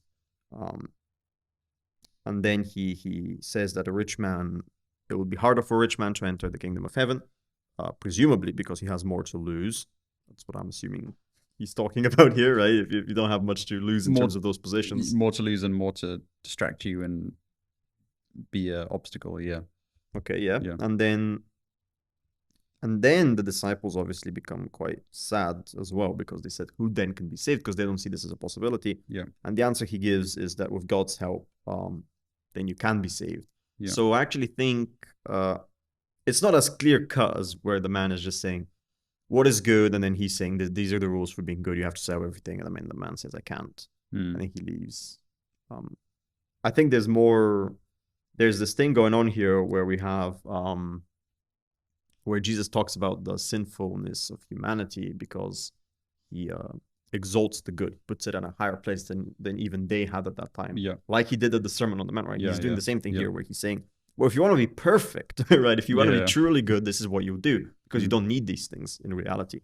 But then he sort of brings it back down to us, which is the role of Jesus as the mediator, right? He brings it from God to us. So he's doing the same thing here. He's first starting from God's perspective. He always starts from God's perspective, right? He starts from what is actually good, and then he brings it down to us when he actually tells us, because obviously disciples like us are concerned about this. They're saying this is too perfect. You're being unrealistic. That's their main concern, and that's when he brings it back down and says, okay, but you have God's help, you have my help. So that's how I'm interpreting the passage. I don't think it's as clear-cut as him just giving this man presumably impossible, humanly impossible task of saying that it's really difficult. He acknowledges the difficulty, but he also puts God there as a way to get there. Yeah, I mean, I think Jesus is realizing that this man has stuff in his life, and that doesn't necessarily have to be riches. It could be other things that are being idolized ahead of his love for God, of his commitment to God. And so Jesus is trying to reprioritize his life. Yeah. Cool. There's no, go ahead. Did you have any more? No. There's a lot of other stuff that happens though. Let me see. So, the special position of the disciple. What did you guys think of that towards the end? So he's gonna reward them for being the first to follow, and then we have the Matthew principle at the very end with first will be last and the last will be first, or something along those lines. Men who are first will be last. Judging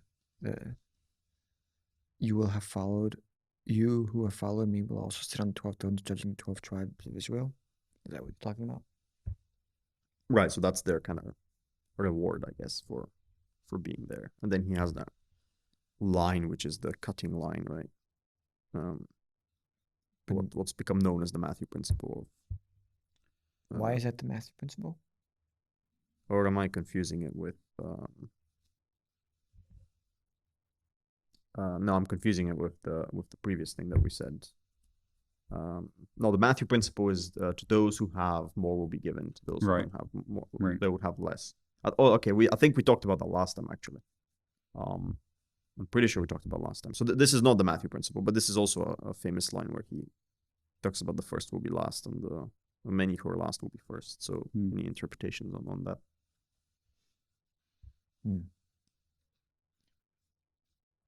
And I think this principle of many who are first will be last and last will be first. I think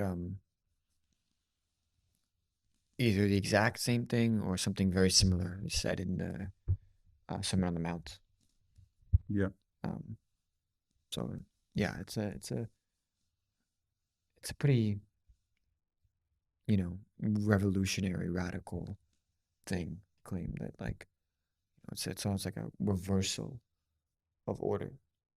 Literally, the last will become first and the first will become last. That goes with what you just mentioned about the reversal of priorities for the rich man. Yeah, that's true. Yeah. I think it's also very much connected to a theme throughout the Old Testament, which is a theme of mostly brothers, but there are other relationships that you could say are akin to brothers, where the oldest son is expected to be the man, get the inheritance, be the successor, and it's not the oldest son, it's the second born, or it's someone else, where it's flipped. And in actually most of the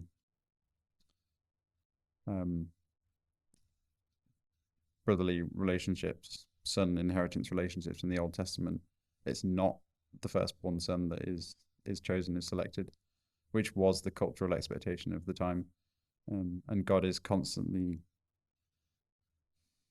I guess, subverting, maybe the word, constantly flipping the cultural script to show his power and his providence rather than humans created things. And that's not to say that we just flip everything over arbitrarily for the sake of it, because we can.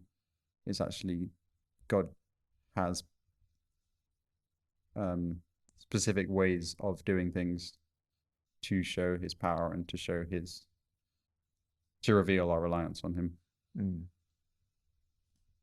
Yeah, I think we forget about that a lot, because obviously people talk about divine order and everything is ordered in a certain way, to occur in a certain way. But actually the way that God manifests in history a lot of the times is as a countercultural force to do with the culture doing something wrong.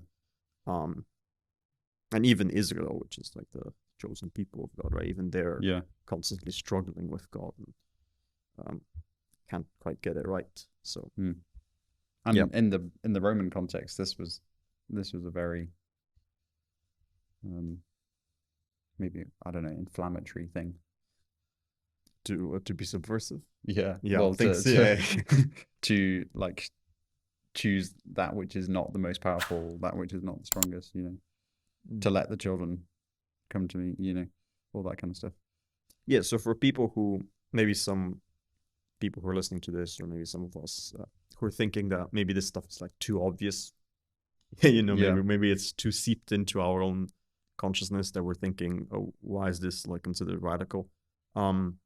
Nietzsche, for example, would be a great person to read on terms of when he talks about the what he would call this the slave morality, right? This is not this is made up stuff by weak people, right? And that's the idea, and he much prefers the Roman, right, view of the world, which is to do with the strong are strong, and by virtue of their strength they're actually justified.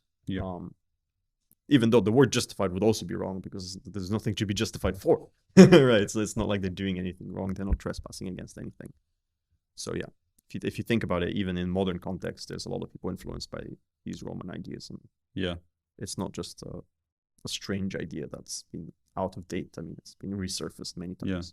I mean, people talk about Jesus's teaching being revolutionary, and in some sense, I think I could agree with that in terms of it was a huge shift. It obviously changed things, but the idea of a revolution normally is turning things almost upside down. You're upsetting the natural order, whatever. Whereas, and I think really what Jesus is doing is he's turning things the right way up. Like the Romans had it wrong in terms of what they thought about power and authority, and well, maybe they had it right in some things, but what Jesus is really doing is he's setting things the way that they should be and giving us that example. Yeah. And I think stories always have that element of the flipping around. Yeah. Even if what you're flipping around is actually the correct and what should be like the proper order, there's always this idea that it's continually being flipped, right? Yeah. And I think definitely in modern cultural tropes in films and things, there's a very popular thing to just flip something around for the sake of it. So you have a particular trope and you're like, oh, we're going to do it the other way just because we can, kind of thing. And when Jesus flips something around, it's very purposeful and it's very deliberate and it fits together coherently. He's not just taking the cultural expectations and changing it for the sake of it to be controversial or to be like a rebellious teenager, whatever. Counterculture. Like he may be countercultural, but he's not reactionary in that he's changing it just for the sake of it. Yeah, I think that's right. I mean, in order to flip something, you actually have to know that it needs that. Yeah, exactly. So obviously, what's happening, the problem that they're having here is like an old age problem with tradition that we began with. Is just this unity and immovability. Like there's no room for any compromise kind of thing going on here. And yeah, I think that's also maybe motivated by their ideas of God being this immutable thing that doesn't change. So they're trying to replicate God in that sense.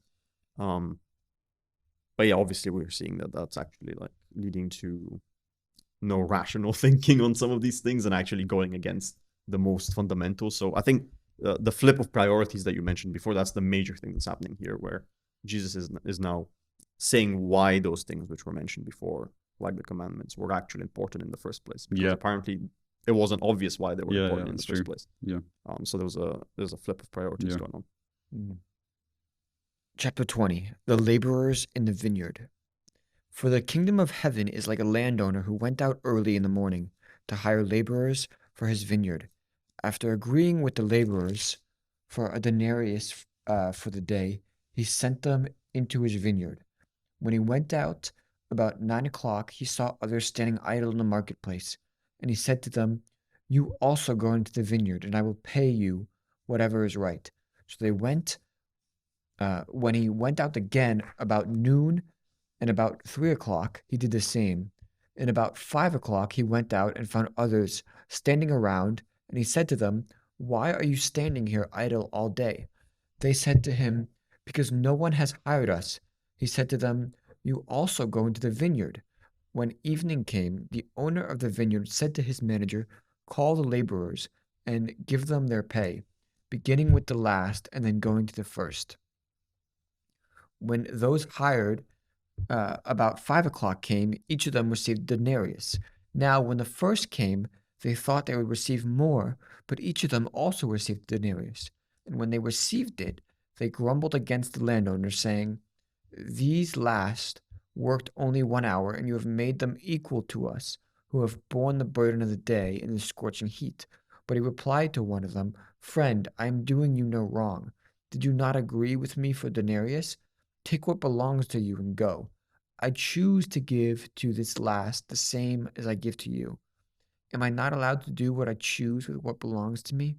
Or are you envious because I am generous? So the last will be first, and the first will be last." There you go. So this is interesting. It's very interesting. So he's giving this landowner the same reward to those who have worked the whole day, just as to those who have worked only 1 hour, who have done much less work. So is here's the question for you guys: is the landowner in the right? Yeah, that is. Well, and who is the landowner supposed to be? I don't know. Is it God? Well, we'll answer if he's right first, and then maybe we'll see if it's God or not. I think there are definitely interpretations of basically the the takeaway is that God extends grace to people, and some people may need more grace, as it were, although obviously everyone needs God, but it's like for some people it appears as if more grace is given, and that is just the way that grace works. Yeah. So you asked us about the is a landowner right? To me, the emphasis is more on the people who have worked the whole day, Yeah, and the question is their attitude of when they receive it, because they grumbled against the landowner, complaining, saying, "These last worked only 1 hour, and you have made them equal to us who have borne the burden of the day." So they're like mad yeah, that they're not receiving more, even though they already agreed to one. It's like, yeah, I deserve more than I'm given. yeah. It's a bit like the older son in the parable, or the prodigal son. Yeah. So what do you guys think? Should they have been paid more for their longer work? Well, that's what's the Well, quote to each. It's more like their longer struggle, let's say. But It's up to the landowner. Yeah. I mean, I think the point is that, you don't deserve anything, Yeah, right? It's not up to you to decide what you deserve and what others deserve. yeah, That's up to the landowner, or what I interpret to be God at this yeah, point. yeah, And I think to me that's the point of the story. yeah. okay. It does. I mean, it does say at the beginning, for the kingdom of heaven is like. Oh. So, yeah, I guess I have a different take. Oh, you do? Well, I don't think it's so much emphasizing the authority of God as much as it's emphasizing the entitlement of man. Yeah, right. Because what's happening, from what I'm seeing here, is that they're raising an interesting question about the fact that, so we're taking this is the people who got there first to work would be the people in this life who started to believe in Christ first. Mm-hmm. So their lives would be made more difficult, presumably, in believing in Christ and trying to follow him. And then the person who is, at the end of his life, and then he decides to believe in Christ, his life would presumably have been much more pleasurable for him, right? He wouldn't have suffered as much. He wouldn't have, even especially at this time when people were being persecuted for being Christian, right? So it seems like he shouldn't be getting the same reward for belief in Christ as the people who believe in him for longer. Now, yeah, I was gonna say, I wonder also if maybe it's like the people who have got there first and are working the whole time are like the people of Israel, like the chosen people. I think that could be one interpretation. Yeah, and they're the like, Gentiles are why, brought in. why, and the Yeah. Gentiles are the people who come here last. Like, why do these people who have just now come to God, Yeah. why are they also going to the kingdom of heaven when we've been, waiting for this and For with thousands you of years, for right? Yeah, thousands of yeah, years? yeah. And that's kind of, because this is before, right, the concept of Christians has really come to mind, and the persecutions. So to me, this is more about the people who come here first are like the people of Israel, the quote unquote chosen ones, and who are like don't want to let in the Gentiles, and are indignant about the fact that they've been waiting all this time, or for the Savior, for the Messiah. Yeah. And why do the Gentiles who are just now coming to the faith, why do they also get to come to the kingdom of heaven? Yeah. So I think there's three things I want to say. The first is, that's actually a very interesting point that I hadn't considered, but it goes along with Matthew being addressed to the Jews, and it has this historical context.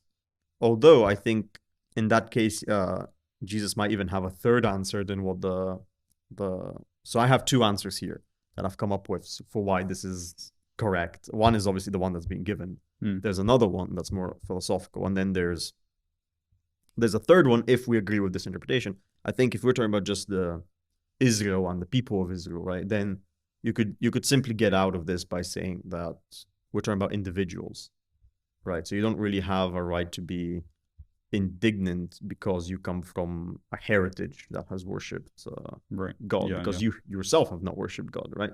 So I think that's like the straightforward answer to give. You would just say that that's not equivalent. Like you were born at the same time as a Gentile. Let's say you both converted or you both started doing things properly at the same time. Maybe not likely, but hypothetically, right?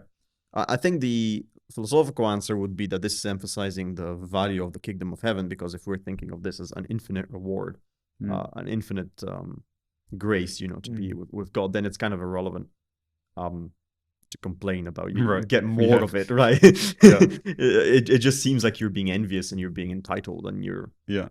you're trying to restrict more than trying to get something because you've already got everything. Yeah. So, And you restrict your own capacity to receive if you're envious and grumbling. right, on top of that, you're trying to Yeah. prevent people from coming in. Yeah. And I think that actually might be related to the idea of the Jews and the Gentiles, because you have this idea of keeping out, right, of saying that this is a tradition that's only meant for one people. Yeah. And then here we have this parable which is sort of saying, well, maybe, but when you're keeping out, I mean, it's the thing that you want is the infinite, right? So if you're wanting this greatness, if you don't want this great, right, you already got the greatness. You cannot get more than it. So in that way, the story is kind of strange, because presumably you can get paid more here, but when you're in the kingdom of heaven, you can't go anywhere higher.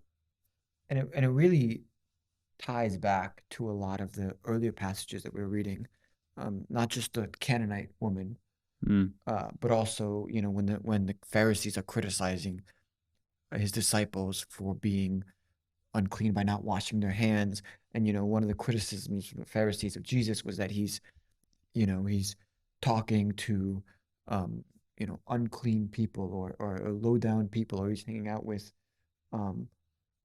people who are not of the high class. Yeah. Yeah.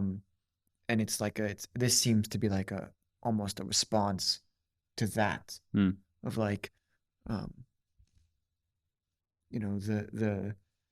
it doesn't matter when you've come or how long you've been here. And the people who are in the wrong are the people who refuse, like the Pharisees, who refuse to extend a hand or refuse to let the Gentiles in, because they think that they are somehow higher than them because they're the chosen one. They've been there for longer.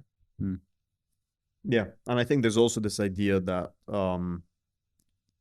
the answer he gives is interesting, that you've agreed to this. So it's kind of like you've already sort of agreed to work for these terms, and you're getting what you agreed to do, and you it's sort of no promise has been broken here. Nothing unjust has been done to you for not getting paid more. But you're only interpreting it in the light of other people's fortune. Yeah. Right? And you're saying, well, I should be as fortunate as them. So there's a bit of envy here as well going on, where it's like it's like something unjust has been done to you, even though actually what's happened is that the grace of the landowner, right, the mercy that he has been extended to other people. So that's all that's happened. Instead of paying you more money, he's given everybody money. So he's actually extending his mercy to more people. And you feel entitled to that mercy. You think that should actually go to you instead, because you were there first. And maybe you were there first because you were I don't know, smarter or something. But in the story, you're not. You're there first because you just happened to be at the right place at the right time. So it's more to do with you being fortunate. So I think it's related to that thing about sin, where he talks about taking the speck out of your eye before you try and go after other people. I mean, you can really see how he would piss off a lot of people by saying these things, right? Like if you're the Pharisees, it's offensive. and you think you're like, spend all your life and generations practicing and waiting and doing all these things right, and while everybody else is doing other things, and you're doing all these traditions, and he's like, nope, it's not about the traditions. Nope, like you're not better than these other people. Like these other people are just as good as you, or we can receive, the same thing as you. Hmm. You Right. can, Yeah. He's calling them hypocrites. He's also saying they're not going along with the tradition that they preach. On top of that, he's saying the first could be last. Yeah. Right. That everything could be flipped Yeah, on them, and it yeah. would be totally just because it would be God doing it. So Yeah. of course. you can see like how invigorating that would be for the people to accept. It's Hmm. not an easy message Yeah. at the time for people to be like, okay, Well, know? it's not an easy message even now in terms No. of the offense that grace and mercy can bring. yeah, That you're actually not treating people equally in that sense. Yeah, and that's the crazy thing about the story. It's Yeah. the offense that is caused by grace and mercy being extended to someone Yeah. that's not you. It's Yeah. we're going to extend it to more people who are not as fortunate as you to have heard of the word first, for instance, right? to be hired by the Lord first at the Vineyard, Mm. and you're being upset Yeah. about that. Not a good way to run a business, though, probably. I haven't tried it. in this way that it's outlined. It is interesting to think about like grace and mercy as being an offense. Like I don't think when you talk about, okay, what are the offenses, the first things that come to mind are probably not, grace and mercy. Mm. Um, Well, it depends on your cultural context. that is true. For some people getting what they deserve may be an offensive thing. For some people getting what they don't deserve may be an offensive feeling, and I think that's what's amazing about the gospel is it speaks to all cultures and contexts, even though these things were in a particular culture. But it is just like the concept of being forgiven, right? And showing grace and mercy.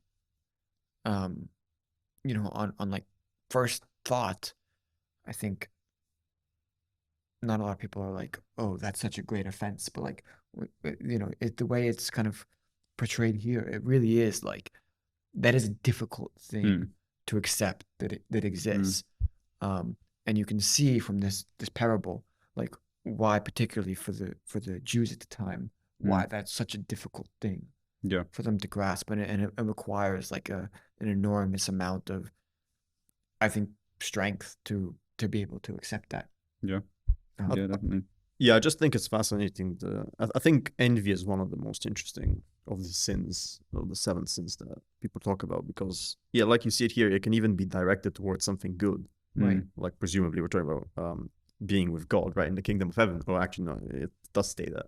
So it's funny that that's interpreted as you can be envious even towards that. So again, it's showing it's the disorderedness. That's the bad part, right? It's not even what we're talking about here. It's more like, because the person is asking, like, I want to be in the kingdom of God, of heaven, and but then it's like this envy thing where it's like, I want more and more. And since you can't have more in the kingdom, because that's like the highest thing you can have, the only way we can interpret it as higher is to be the only ones there. That puts us higher than everybody else, right? So that's better than if everybody's there. So yeah, you just have the envious because I'm generous. Exactly, that's what occurs here. Yeah. It's like our human nature can't be happy unless there are people that are less happy than us. Right. It's just this weird thing that's going on here with us and how we and yeah, it's to do with how we perceive what's going on as well, because you agreed to the. So yeah, again, it goes back to this. I'm not even sure if they are deserving, because the idea is that they worked harder, but also they agreed to these conditions before, and they agreed that this was reasonable pay for what they were doing. So again, they're not cheated in any way, but they're being envious of the other people, saying that they don't deserve it because they weren't as fortunate as them to happen to be the first people that he meets, right? Yeah. The first people to bring back. Yeah. So cool. Okay, third time Jesus foretells his death and resurrection. While Jesus was going up to Jerusalem, he took the 12 disciples aside by themselves, and said to them on the way, "Look, we are going up to Jerusalem, and the Son of Man will be handed over to the chief priests and scribes, and they will condemn him to death. Then they will hand him over to the Gentiles to be mocked and flogged and crucified, and on the third day he will be raised." The request of the mother of James and John. Then the mother of the sons of Zebedee came to him with her sons, and kneeling before him, she asked a favor of him. And he said to her, "What do you want?" She said, "Declare that these 2 sons of mine will sit, one at your right hand and one at your left, in your kingdom." But Jesus answered, "You do not know what you are asking. Are you able to drink the cup that I am about to drink?" They said to him, "We are able." He said to them, "You will indeed drink my cup, but to sit at my right hand and at my left, that is not mine to grant, but it is for those for whom it has been prepared by my Father." When the 10 heard it, they were angry with the 2 brothers. But Jesus called them to him and said, "You know that the rulers of the Gentiles lord it over them. Lord it over them." Oh, that's a weird phrase. "And the great ones are tyrants over them. And it will not be so among you. But whoever wishes to be great among you must be your servant. And whoever wishes to be the Son of Man came not to be served, but to serve, and to give his life a ransom for many." I'll just read this last part, and then we can talk. Yep. Jesus heals 2 blind men. As they were leaving Jericho, a large crowd followed him. There were 2 blind men sitting by the roadside. When they heard that Jesus was passing by, they shouted, "Lord, have mercy on us, Son of David." The crowd sternly ordered them to be quiet, but they shouted even more loudly, "Have mercy on us, Lord, Son of David." Jesus stood still and called them, saying, "What do you want me to do for you?" They said to him, "Lord, let our eyes be opened." Moved with compassion, Jesus touched their eyes. Immediately they regained their sight and followed him. Okay, before we talk about this, there was a really funny line that I missed out on talking about a couple of pages back. Okay, so on at the beginning of 19, there was this so large crowds followed Jesus, and he healed them there. And then some Pharisees came to test him. It's getting more and more ridiculous. These miracles and signs that he does here, he literally does them. And then they show up. Presumably, they're really close by, and they completely ignore what's going on for the context of people being healed, and they just immediately go into test mode, right? So they want their intellectual discussion. Yeah. Yeah, so I just think that's again emphasizing that them asking for a sign was just a way for them to rebuke him, and they were not humble enough like children. I mean, there's the foretelling the resurrection and the healing the blind men. But what do you make of the story of John and James being seated at the right hand of the Father? Sorry, right hand of Jesus. So again, I'll get into a bit of Trinitarian stuff, but it's interesting here. So here he talks about the Father having sort of decided already who's going to be at his side, right? So I think this is emphasizing what we would call like the monarchy of the Father, right? Because in the Godhead, the Father is the like the first cause that everything emanates from. So that's what I'm getting from here, that Jesus is sort of putting the authority towards the Father first and foremost. And this does not necessarily mean that he's subordinate to the Father in any ontological sense. It just means that the Father has sort of the first say in the matter. So that's what I'm seeing here, just immediately from his answer. And of course, then he's talking more about the overall general idea that we've been discussing up until now, which was to do with imitating Christ and not being envious. And that was one of the best lines towards the end there, where he talks about he did not come to be served, but to serve and to give his life as a ransom for many. Yeah. So those are the 2 points that I got from it. Yeah. And all the stuff about, can you drink this cup that I'm going to drink? That's a reference to, well, what Jesus will go through with the passion, the crucifixion, and when he says, "You will indeed drink my cup," which I think in one sense is a reference to the fact that they will be martyred. Mm, that they will go through suffering for the sake of Jesus, for the sake of the gospel. that's a great point. So it's quite a sober thing, actually, because it's like, I mean, maybe you don't know what the attitude of the mother is, and she's all kind of excited about their prospects, but actually, their future is to die. That's Um, it's quite right. That's quite you do not know what you are asking. Yeah. Are you able to drink the cup? And he's like, we're able. And like, Yeah, he really you- meant it. and he's Yeah. like, you will, drink my cup. Yeah. It's like, oh shit, Yeah. that's foreshadowing of a Yeah. lot of Yeah. martyrs to come. Yeah. Yeah, and again, the title "Son of Man" is recurring in this Yeah. passage because, again, it's showing up when it's relevant to do with the end of the world, right? Yeah. In the end times, and which are also represented in the resurrection itself. Yeah. Okay. On that note, I think we should wrap it up. Any comments on the blind? I think with a lot of these miracles, it's like when the person asks for it. Mm. And there's always like the first time, like with the Canaanite woman, the first time he ignores, or he doesn't ignore them, but he doesn't respond the first time. Right. And then they say it again, and that's when he's moved by compassion. The Or testimony the of crowd faith. shut them down. In this case, the crowd rebuked them Mm. and told them to be quiet. Right, and we have, but you're right about the Yeah. idea that we have repetition to show faith, right? Yeah. So Yeah. they're actually being serious about something. Hmm. Because you notice Jesus doesn't really repeat some of his words. Like sometimes he does, but most of the time Hmm. it's taken that he's being serious about what he says. But with the other people, it's when they repeat themselves, right? That's when they show faith. And Yeah. I think the last thing I wanted to point Okay.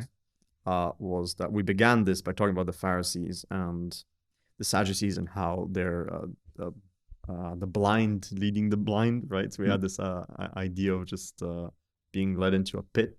And now we have here at the end, just before the big event occurs, we have Jesus, giving sight to people, which I think is exactly what he does throughout the scripture here. He's trying to talk about this old tradition and trying to permeate into it and see what the actual spiritual basis for it is. That's a good point.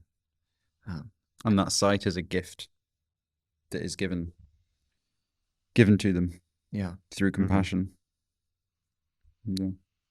All right. Okay. Humongous. I was in between humongous and tremendous, but Are you humongous calling us fat? amount of gratitude to both of you for coming on and enlightening Yeah, it's been really good. me and the viewers about the Gospels. The next one will be a very triumphal entry to Jerusalem. It's going to be interesting. I look forward to it whenever it happens. And yeah, thank you both. Thank you for listening. If you like this, please subscribe and watch the other episodes because they're also good. And yeah, see you guys next time. Yep. Thank Thank you.